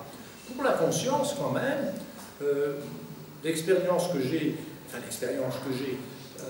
elle est limitée et individuelle, j'ai toujours été frappé par la prudence des soignants par rapport aux personnes qui sont en situation difficile sur le plan de leur capacité, on va dire, intellectuelle, et que c'est souvent, c'est le respect que l'on rencontre de ces personnes et une énorme modestie sur savoir où est la conscience, quelle conscience il y a, quel degré de conscience, quelle absence de conscience. Et là, on n'en sait pas trop grand-chose, si j'ai bien compris. Moi, j'en sais rien du tout, parce que je ne suis pas du tout compétent. Mais ceux qui sont proches des personnes dans ces situations sont relativement prudents. Donc, avant de dire qu'une personne n'a plus conscience d'eux, je crois que là, il faut garder une certaine réserve et une certaine prudence. Donc, effectivement, pour en revenir aux animaux, si cette notion de personne crée plus de problèmes, finalement, d'ambiguïté, qu'elle n'aide à l'objectif que l'on poursuit, il faut inventer une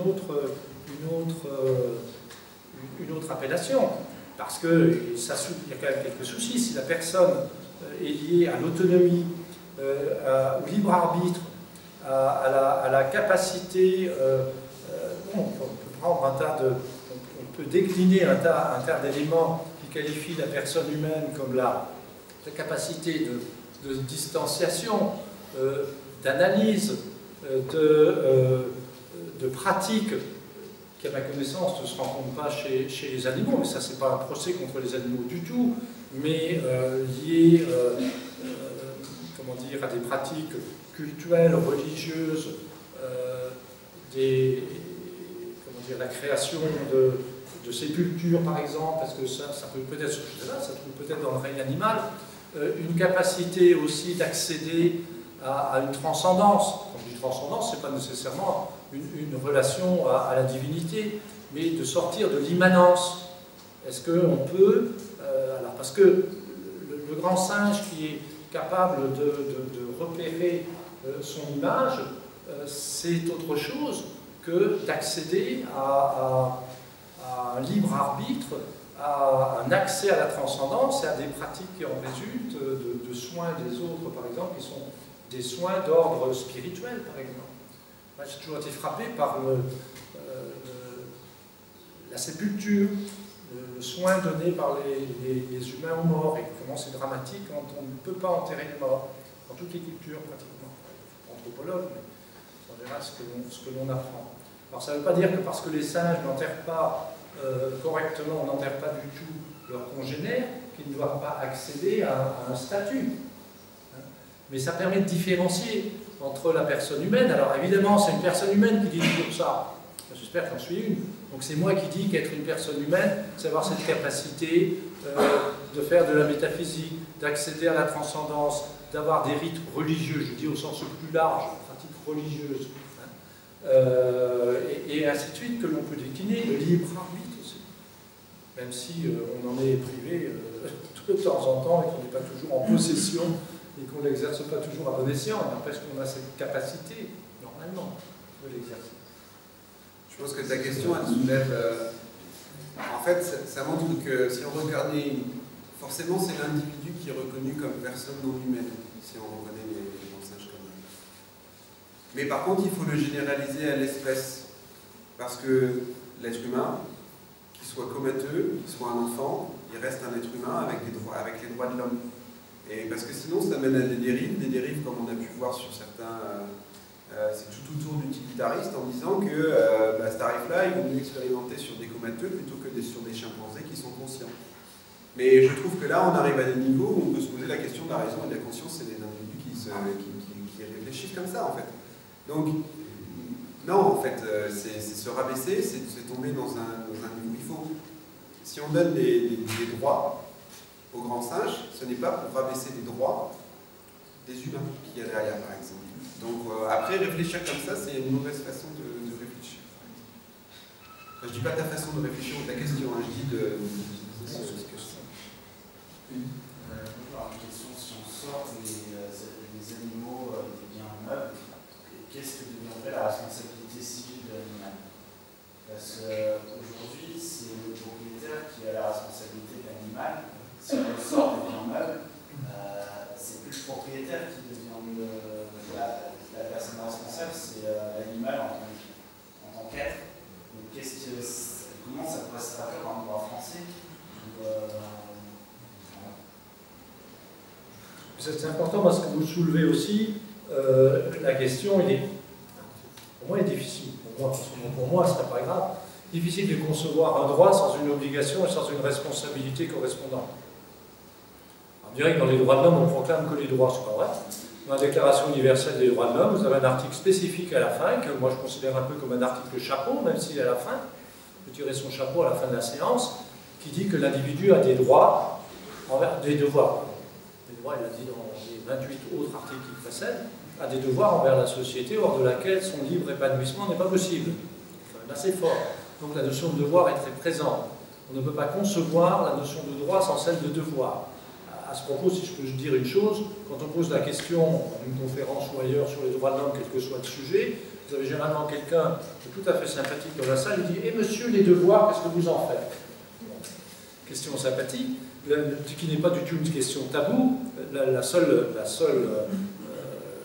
fait de la poser est intéressante, mais la question droit et devoir, elle est relativement facile à résoudre. Dans la pratique, c'est plus compliqué, mais théoriquement, en tous les cas, la question n'est pas de savoir s'il y a des devoirs correspondants, il y en a, hein, c'est les revers d'une même médaille.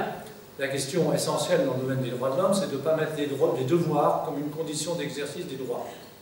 Et ça, c'est essentiel.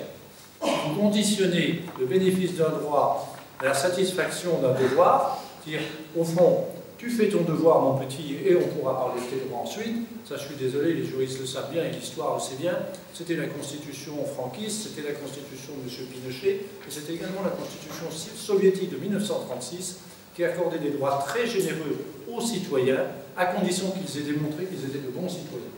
Donc c'est la conditionnalité qui n'est pas acceptable, mais la notion de devoir et d'obligation, elle est liée à celle de droit. Donc si on donne des droits à un animal, sa responsabilité sera engagée, toute comparaison gardée bien entendu. Quand on a donné des droits ou reconnu, on n'a pas donné, reconnu des droits aux enfants, ça a engagé parfois dangereusement leur responsabilité au niveau de la liberté d'expression par exemple, en leur donnant une liberté d'expression, en leur reconnaissant légitimement une liberté d'expression dans les journaux des collèges ou des lycées, ça les a exposés à des sanctions au titre de la diffamation.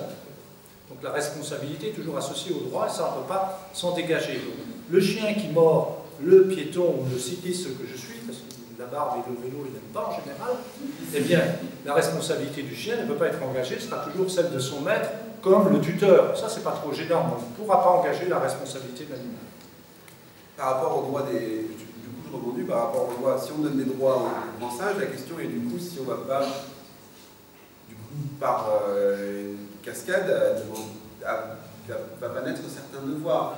Et même s'il n'y a pas des devoirs, du coup, s'il y a un chimpanzé tape un autre chimpanzé, est-ce qu'il n'y a pas à un moment donné quelqu'un qui va rebondir là-dessus en disant oui, mais les droits des... Du coup, c'est un risque. Enfin, c'est un risque. Je ne dis pas qu'il ne faut pas ne pas donner des droits aux grands singes par rapport à ça. Je dis simplement que du coup, on peut peut-être qu'à un moment donné, ça va déraper vers ce truc-là. Juste un mot, mais 2 secondes sur cela. J'ai tout de même lu dans les référents que les uns et les autres m'avaient communiqué que la responsabilité des animaux pouvait être engagée, qu'on pouvait les traîner en justice. Dans les théoriciens américaine, nord-américaine notamment, et qu'on pouvait engager la responsabilité d'un animal, le condamner pour faute et l'emprisonner pour un délit ou pour un crime qu'il aurait commis. Là, on est un peu, excusez-moi, un peu dans le délire, mais ça a quand même noirci des feuilles, j'en ai des références, c'est quand même grave. Oui. C'était, par rapport à ce que vous venez de dire, c'était le cas au Moyen-Âge où les animaux étaient condamnés régulièrement en étant considérés comme des personnes. Mais je voulais revenir à des choses un peu plus basiques, moins philosophiques, sur la phrase faut-il considérer les grands singes comme des personnes. Au début, quand vous avez présenté la personne morale, personne humaine en vous référant aux droits de l'homme, vous avez parlé d'individu. Et je crois que si on change personne par individu, on va déjà éviter la problématique de personnes associées à humains. Et individu, faut-il considérer comme les grands singes comme des individus? Déjà, on changerait énormément les choses. Parce qu'aujourd'hui, quand on parle de la protection des animaux dans le milieu naturel, donc on parle de protection des espèces, aujourd'hui l'IUCN classe les menaces par rapport aux espèces. Même pas par rapport aux sous-espèces, ni par rapport aux populations. Or, on peut avoir, dans certains l'IUCN, c'est l'espèce. Le statut, vous pouvez avoir des animaux qui globalement ne sont pas menacés, mais qui sont menacés au niveau local. Donc, par exemple, je vais vous citer un oiseau sur lequel j'ai travaillé, la Parcane petière, qui, au niveau français, est une espèce en danger critique d'extinction, mais qui n'est pas une espèce menacée au niveau global. Donc, ça c'était une petite parenthèse. Donc, on parle des animaux comme on parlerait de l'espèce humaine. Mais quand on parle de préserver les droits, on ne préserve pas de préserver les droits de l'espèce humaine, on parle de préserver les droits des individus. Et donc, si on veut mieux protéger les animaux et préserver les droits des individus d'un point de vue bien-être animal, il faudrait réussir à changer, je ne sais pas comment la législation, mais parler plus au lieu de parler de protection des espèces, de protection des populations, de parler de protection des individus. Et en particulier, quand on parle des grands singes, alors Sabrina Krief aurait pu parler ici ce soir, elle travaille en Ouganda et depuis 10 ans, elle habitue une population de grands singes aux humains pour pouvoir les suivre dans la forêt et observer leur comportement sans interférer avec leur culture, avec les populations, mais pour pouvoir être acceptés comme une autre espèce, mais qui n'est pas une espèce potentiellement dangereuse. Et en même temps qu'elle fait ce travail, elle a donné un nom à tous les individus qu'elle a identifiés. Alors, quand on donne un nom à un animal, on va faire de l'anthropomorphisme. Mais non, on va reconnaître le statut des individus dans l'espèce en question.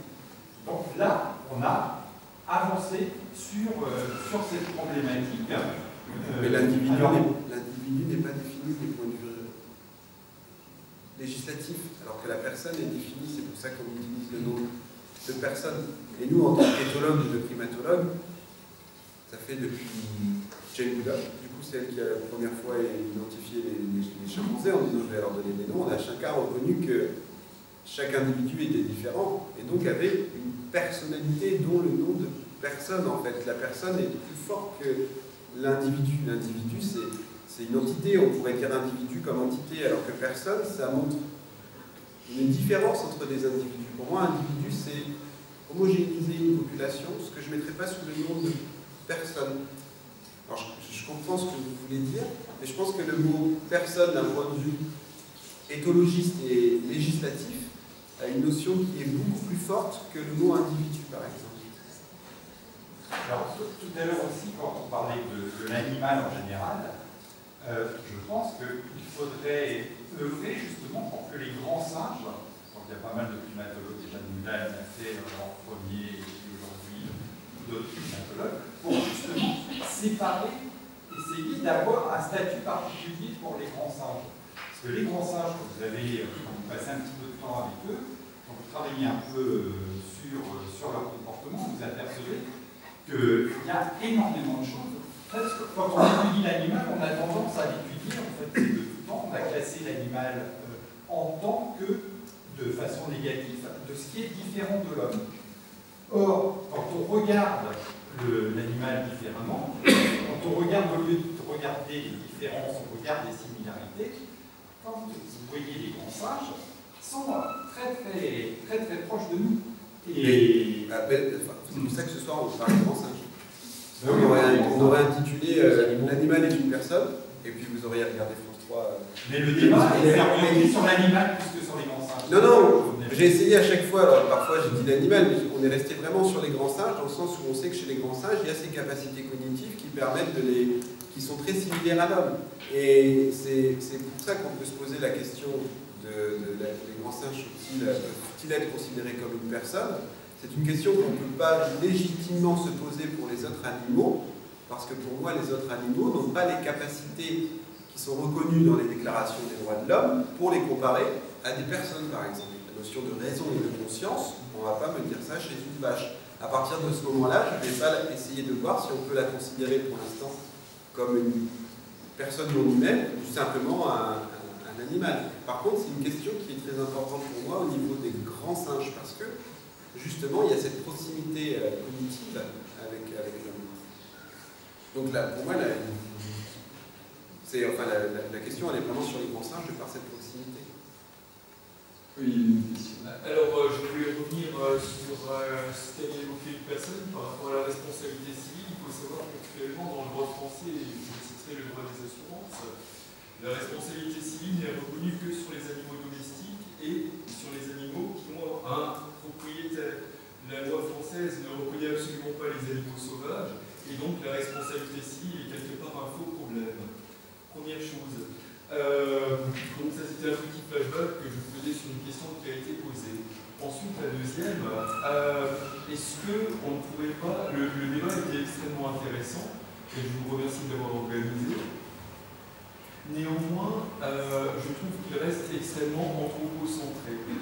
Est-ce que si on adopte une vision qui est plus biocentrée et qui tient compte vraiment de la réalité des écosystèmes, ce ne serait pas plus pertinent puisque ça intégrerait une vision juridique dans un avenir sociétal qui sera très important. Je m'explique, je pense que l'être humain est extrêmement adaptable. Il a réussi à coloniser l'intégralité de la planète, donc ce qui prouve son adaptabilité. Néanmoins, l'être humain, sans beaucoup d'espèces, on peut parler des vers de terre ou des abeilles pour n'en prendre que deux, ne serait pas autosuffisant sans ces espèces. Donc, est-ce qu'en adoptant une vision biocentrique sans voir l'animal comme une personne, parce que je pense, en tant qu'animaliste, que ça n'a pas vraiment de sens, puisque l'animal, dans l'absolu, il ne cherche pas à avoir des droits, il cherche juste à se manipuler.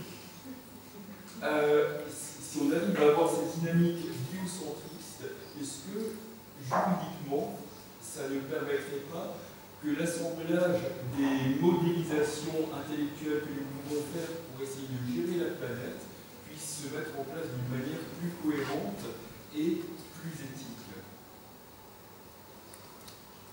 Là, on parle de l'écocentrisme, où en fait c'est l'éthique environnementale. Donc c'est vraiment essayer de voir l'homme dans un environnement qui est complexe et que chaque maillon de cet environnement est important. Le problème, c'est que l'homme a déréglé sa planète et que pour l'instant, du coup, éthique environnementale n'est pas toujours en accord avec l'éthique animale. Donc, quid de la question des animaux nuisibles, quid de la question des espèces qui sont en voie d'extinction qu'il faut réhabiliter. Du coup, il y a forcément une action de l'homme sur les animaux. Donc, c'est une notion qui est très intéressante, et du coup, il faut voir aussi que ça peut être une notion qui peut être en contradiction avec l'éthique animale. Alors, c'est pas autant en contradiction avec l'éthique animale que ce qu'on peut parfois entendre. Je pense qu'il faut essayer de faire une balance entre les deux. C'est-à-dire qu'il faut voir l'homme comme un élément de son environnement et que l'homme doit essayer de rétablir son environnement à un état stable, disons. mais qu'en même temps, il faut qu'ils puissent rétablir cet état stable, tout en diminuant au maximum l'impact qu'il pourrait avoir sur les animaux en termes de bien-être animal et de destruction d'espèces nuisibles, par exemple. C'est pas facile. Alors, je ne sais pas si je pourrais le voir comme cela, pour la bonne et simple raison qu'actuellement, dans un biotope qui a été abandonné par l'homme, je pense à Tchernobyl, il y a un équilibre qui se fait, et déjà cette notion d'animal nuisible, c'est totalement anthropocentré. On va parler du sanglier, par exemple, comme animal nuisible, parce qu'il va détruire des champs de maïs. Non, là je parle d'un animal nuisible, pas parce qu'il détruit des champs de maïs, je te parle d'un animal nuisible, c'est-à-dire d'une tortue qui va détruire une autre tortue parce qu'elle a été importée.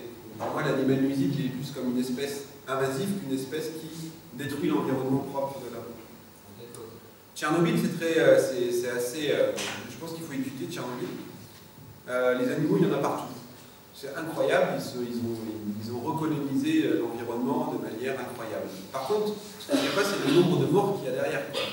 Le nombre de... Quel est l'âge des animaux, jusqu'à quand ils vivent, leur longévité, dans quelles conditions, combien il y a de morts-nés, quelles sont les portées des mers. Donc, bon, alors du coup, l'espèce arrive à se perpétuer et même à augmenter en nombre, les espèces. Mais par rapport à ça, il y a combien de morts ou de malfoutus à côté, en fait.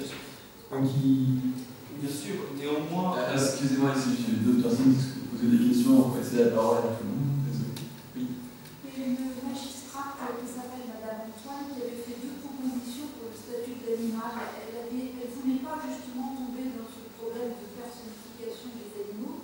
Elle avait fait une proposition soit de créer un livre intermédiaire entre les immeubles et les meubles, soit à l'intérieur des meubles en faire un animal, je dirais, protégé. Et malheureusement, son rapport n'a pas été entendu et on en est arrivé à la simple phrase animal sensible, comme ce que disait le Code rural. Donc, est-ce que le législateur ne pourrait pas travailler à nouveau sur ce sujet-là, avec ces hypothèses de travail qui avaient déjà été faites? Moi, ça me semble une bonne idée. D'abord, il faut toujours que le législateur... Non, mais effectivement, on n'est pas obligé de rentrer dans la case meuble ou pas meuble, patrimoine ou pas patrimoine. Et on peut trouver des... Alors certains diront que c'est des statuts bâtards, hybrides, mais statuts hybrides, ce sont des choses qui peuvent être intéressantes. Il y a un potentiel, en tous les cas, dans cette approche-là. Ça répondrait à toute la problématique qui est posée ce soir. Une partie de la problématique en tous les cas, mais c'est effectivement, et là il y a du travail pour les collègues chercheurs aussi, de travailler sur cette capacité du droit à inventer des catégories, mais des statuts. On en a inventé d'autres, des statuts. Ce ne serait pas le premier qu'on a créé pour... Et les juristes fonctionnent parfois assez bien avec la fiction, ils savent travailler la fiction. Donc, je ne veux pas dire que ce soit un statut fictif, mais on peut là faire preuve de création, je n'ai pas de doute là-dessus.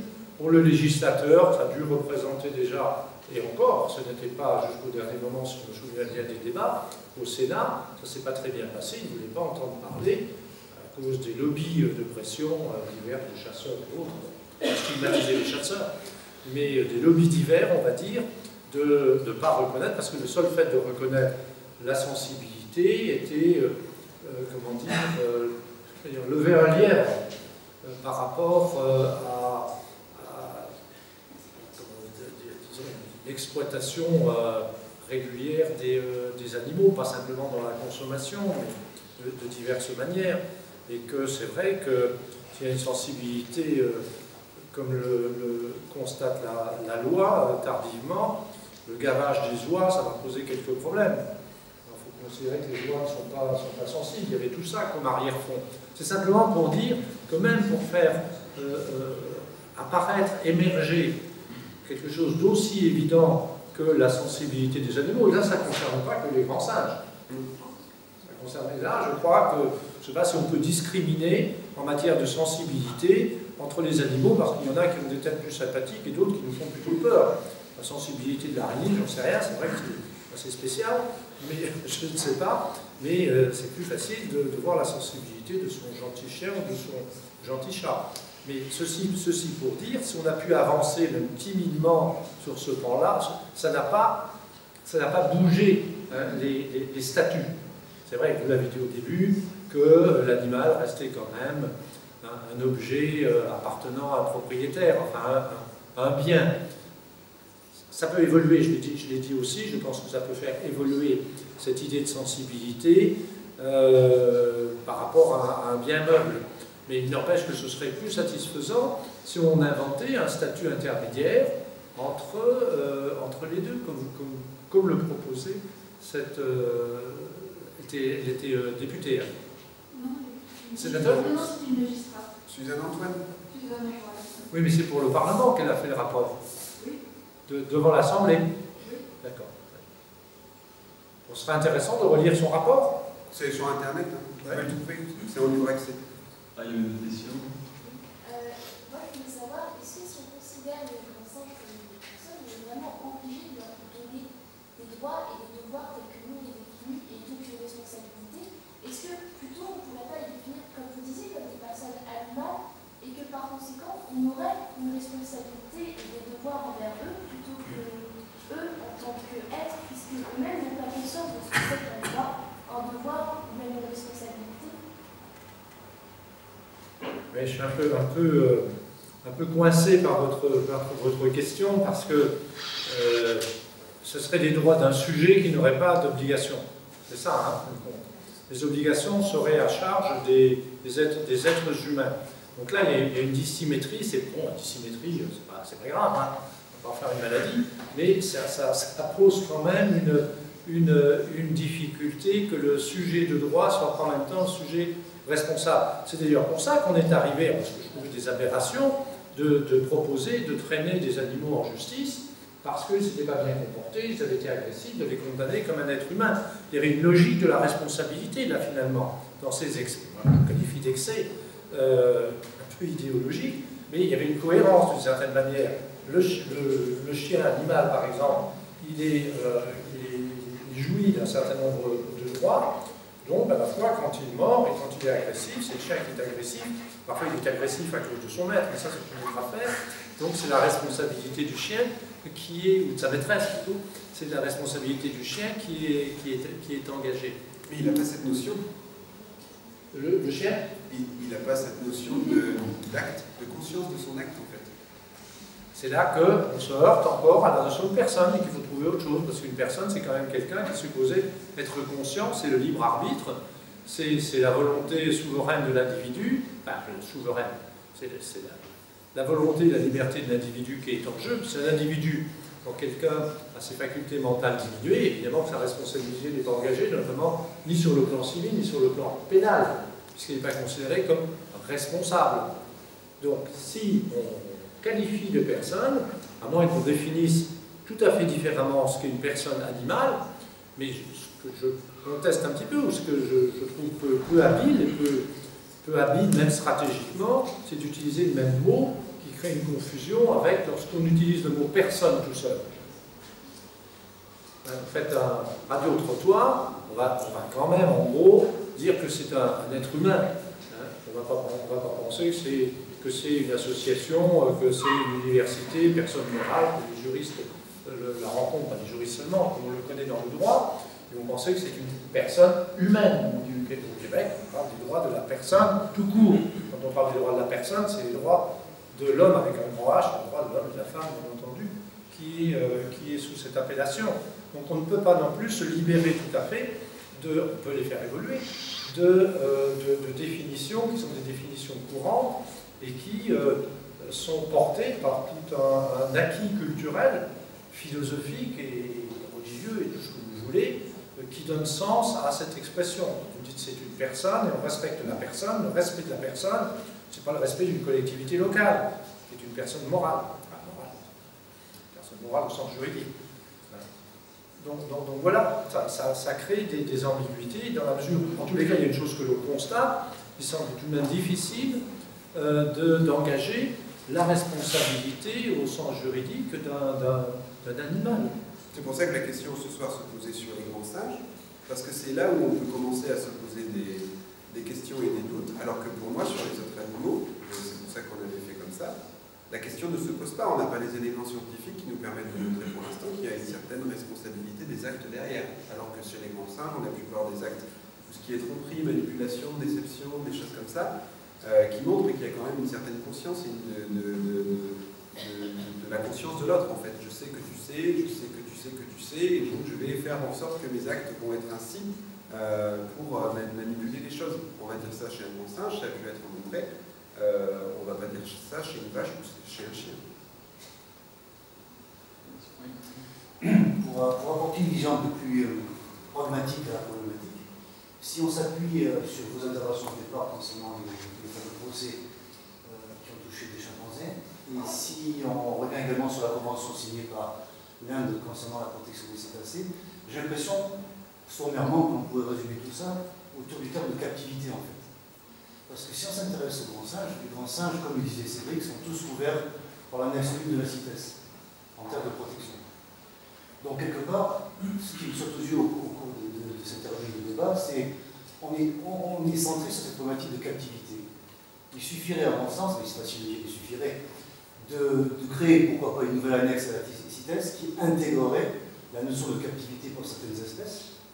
Et si effectivement les grands singes se retrouvaient en annexe 1 plus, c'est-à-dire également avec des notions d'abandon total de captivité à l'échelon international, je crois que déjà les débats se simplifieraient beaucoup et on n'aurait peut-être pas besoin d'aller dans des notions de personnes, etc., relativement complexes.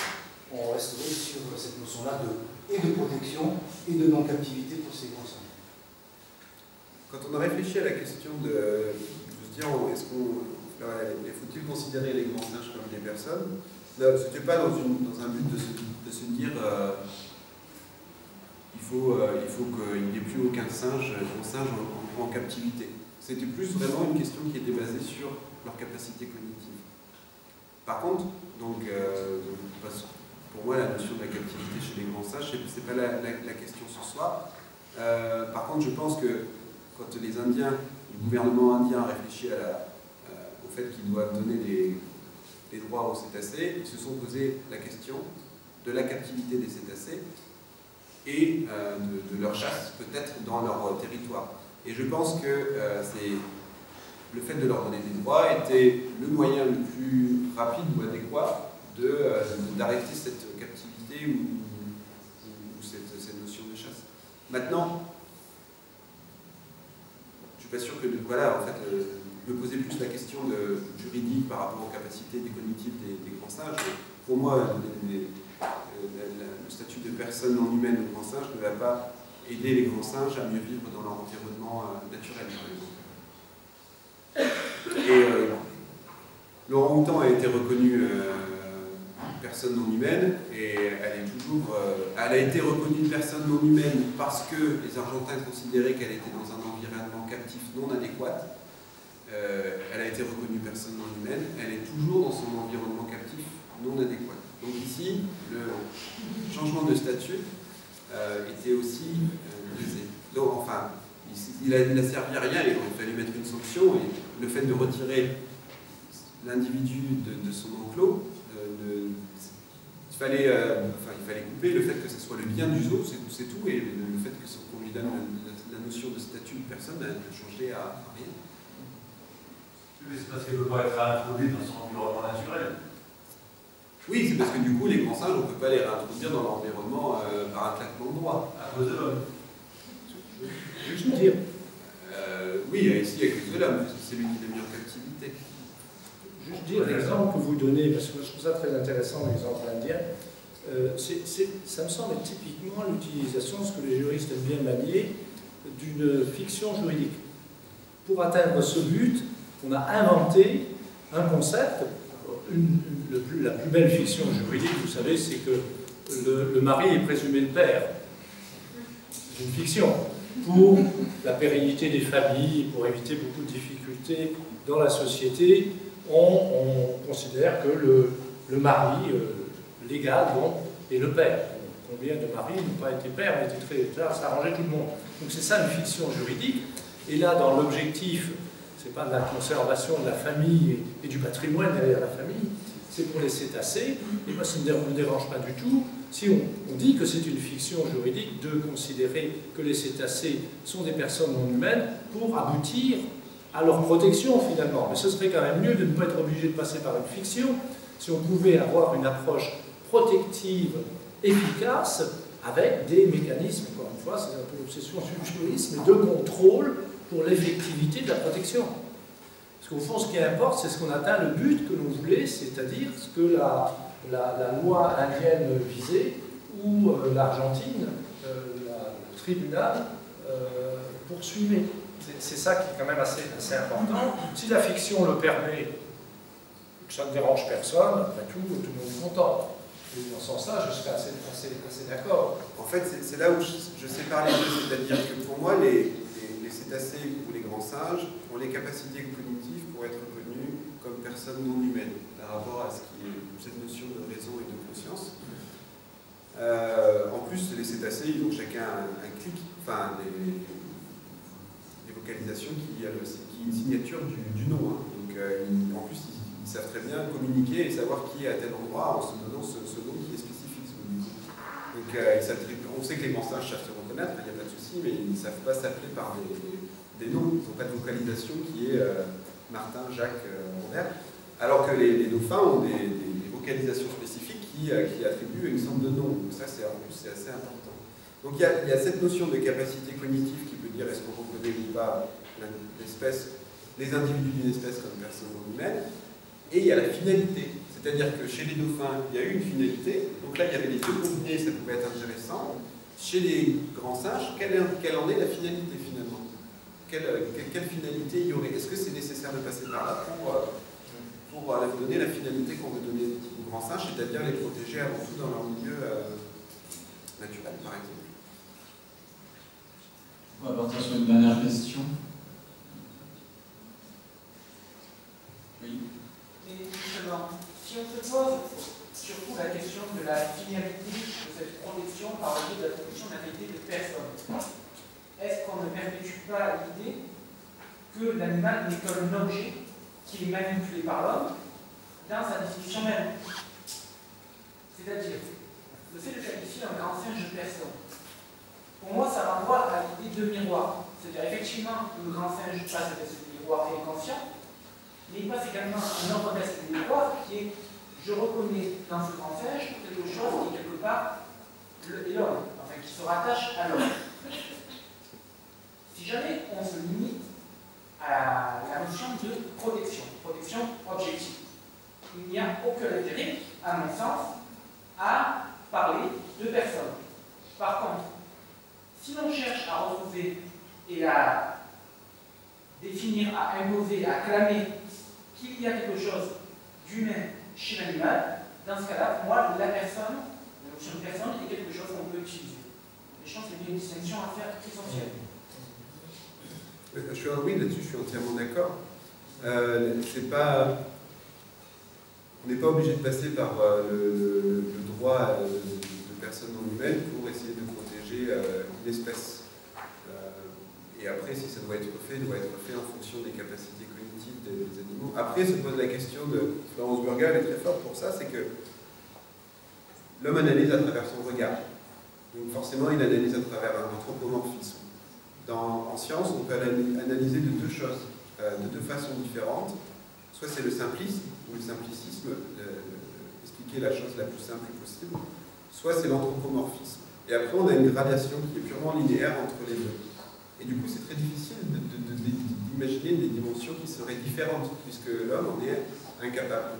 Donc par rapport à ça, elle essaie de dire, bon ben voilà, du coup, comment est-ce qu'il faut protéger l'animal par rapport à certaines recherches qui ont pu être faites, et par rapport à leur notion, leur capacité cognitive? Non, puisque de toute façon, c'est l'homme qui le qualifie. Donc à ce niveau-là, on doit protéger toutes les espèces, quelles que soient ces espèces, ou n'en protéger aucune, parce que du coup, mais en tout cas, étant donné que c'est l'homme qui fait ses statuts, du coup, on ne doit pas se baser sur ses statuts.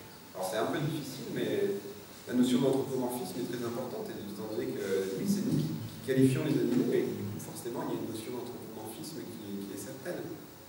D'autant plus que si jamais on se réfère à la notion de capacité cognitive, on risque d'entrer puisque la notion d'intelligence bouge, c'est une notion mouvante. Les animaux considérés comme stupides apparaissent comme intelligents. Je pense aux corvidés, notamment. Et les animaux qu'on pouvait considérer comme intelligents parce qu'ils avaient des comportements que l'on reconnaissait comme tels, peuvent être rétrogradés. Est-ce qu'on ne prendrait pas le risque du coup de créer une catégorie se basant sur les capacités collectives et qui ferait qu'un jour une espèce qui est considérée, un animal est considéré comme une personne humaine, et le lendemain, parce que la science a évolué, eh bien, elle ne l'est plus. Ben, oui, de toute façon, après l'homme est toujours fait pour catégoriser et hiérarchiser. Hein. C'est le principe de l'homme, comme toute espèce animale, il y a la catégorisation et la hiérarchisation. Ça, c'est mieux que ça. Un pigeon, il va toujours dire, bah, je préfère le maïs au blé. Voilà, ça c'est du maïs, ça c'est du blé, je préfère le maïs au blé. Je catégorise et je hiérarchise. Donc, après, cette hiérarchisation, elle peut être bénéfique ou maléfique. Mais il faut faire en sorte, c'est la question se repose aussi sur l'homme. Avec l'être humain, si on donne des capacités à une espèce, c'est qu'ensuite on va garder des droits à une espèce, c'est qu'ensuite on va garder ses droits. L'être humain, on ne va pas le qualifier, on qualifie l'être humain de posséder tel droit et tel droit, et on ne va pas le rétrograder parce qu'il est comateux ou parce que c'est un enfant de 5 ans par exemple. On le qualifiera toujours comme ça. Donc là c'est pareil, il faut qu'on garde cette qualification. Et qu'on aille plus vers une progression, un progrès entre guillemets, plutôt que quelque chose qui est aussi là. Juste faire un commentaire un peu en lien avec ce que vous avez dit, un peu pour la recherche de statut intermédiaire. Je pense quand même que la piste de l'individuation, moi ça ne me satisfait pas que l'on parle de protection d'espèces, d'ensemble, de groupes, les cétacés, c'est bien, les grands singes, pourquoi pas, mais l'émergence d'une protection, j'aime bien l'expression droit pour l'animal à une protection, c'est aussi un droit, le droit de l'animal à être protégé, y compris contre lui-même. C'est quelque chose sur lequel on peut travailler, mais ça passe nécessairement, l'idée de droit, parce qu'il a une dimension subjective, j'ai essayé de le dire au point de départ, c'est pas moi qui l'ai dit, mais c'est le cas, ça passe quand même par le processus d'individuation, je ne sais pas comment on peut dire en tous les cas, que l'on puisse saisir un sujet, un individu. Il y a les cétacés, mais il y a également ce cétacé particulier, quelqu'un a parlé tout à l'heure de nommer, de désigner un animal, c'est un processus intéressant, et si on veut que progresse, dans le cas moi, qui me semble l'approche la plus réaliste et elle est riche, l'approche protectrice des animaux, et c'est pas simplement se pencher sur le sort des animaux, c'est très exigeant, l'approche protectrice, le droit à la protection des animaux me semble quelque chose qui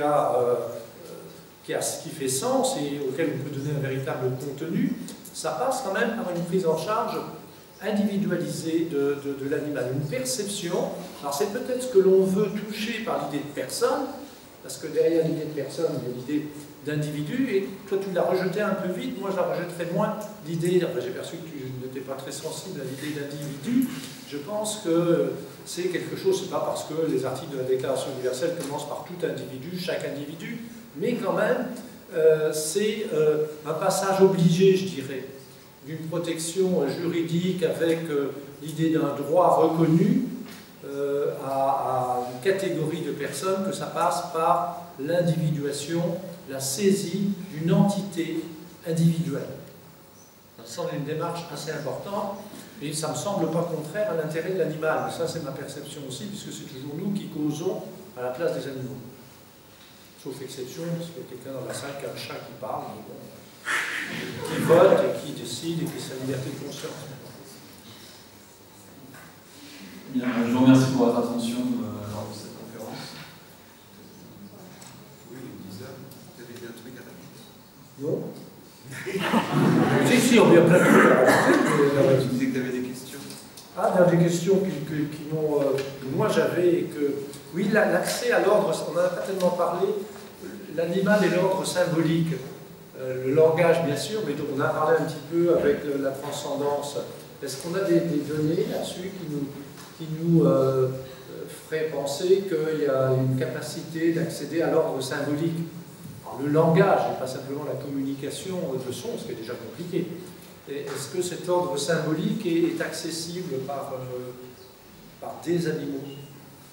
Alors, il y a un article qui est sorti il n'y a pas longtemps sur les chimpanzés avec, c'est James Anderson qui a fait ça, et je ne sais plus s'il y a pas de Nora Biro, c'est donc enfin, peu importe. Je crois que c'était des comportements que des chimpanzés faisaient spécifiquement autour d'un individu qui était un individu décédé, du coup.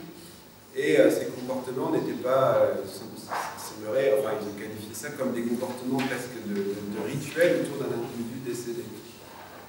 Après, il y a cette danse, ils appellent ça la danse des chimpanzés, cette danse des chimpanzés avec la pluie qui tombe. Alors quand il a fait sec pendant longtemps, et qu'il se met à pleuvoir, les chimpanzés ils se mettent à bondir dans les arbres, à sauter dans tous les sens, ils effectuent une certaine danse qui dure assez longtemps.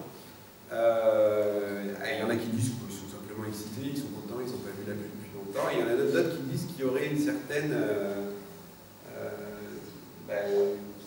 religion, en fait, que la pluie, ça leur donne une certaine idée ou qu'il y ait une autre conception derrière.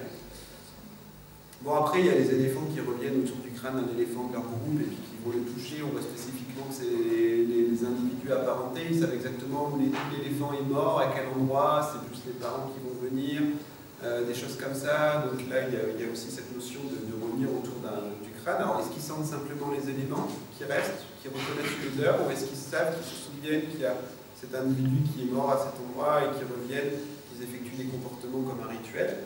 Bon, le problème, c'est que c'est toujours anecdotique, c'est quelque chose qui ne peut pas être testé empiriquement, à travers des expériences, donc ça restera toujours des anecdotes, donc ça veut dire qu'on n'en sera jamais sûr.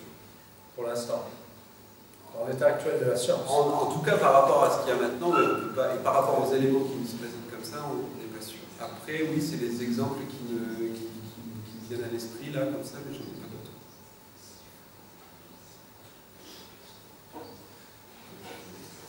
Merci. Du coup, ouais, c'est une plus. Pour les bonobos, tu n'as pas plus, non?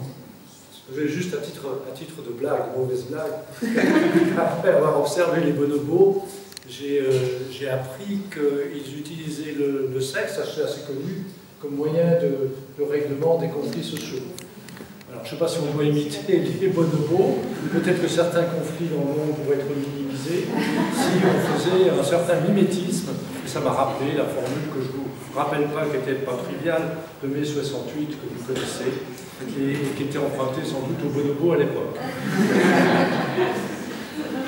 Bon, voilà, merci beaucoup pour votre venue ce soir. C'était l'avant-dernier débat. La semaine prochaine restera le débat de l'éthique morale de l'anatomie de l'animal avec Georges Chapoutier et justement Claire Bourmans qui est ici ce soir.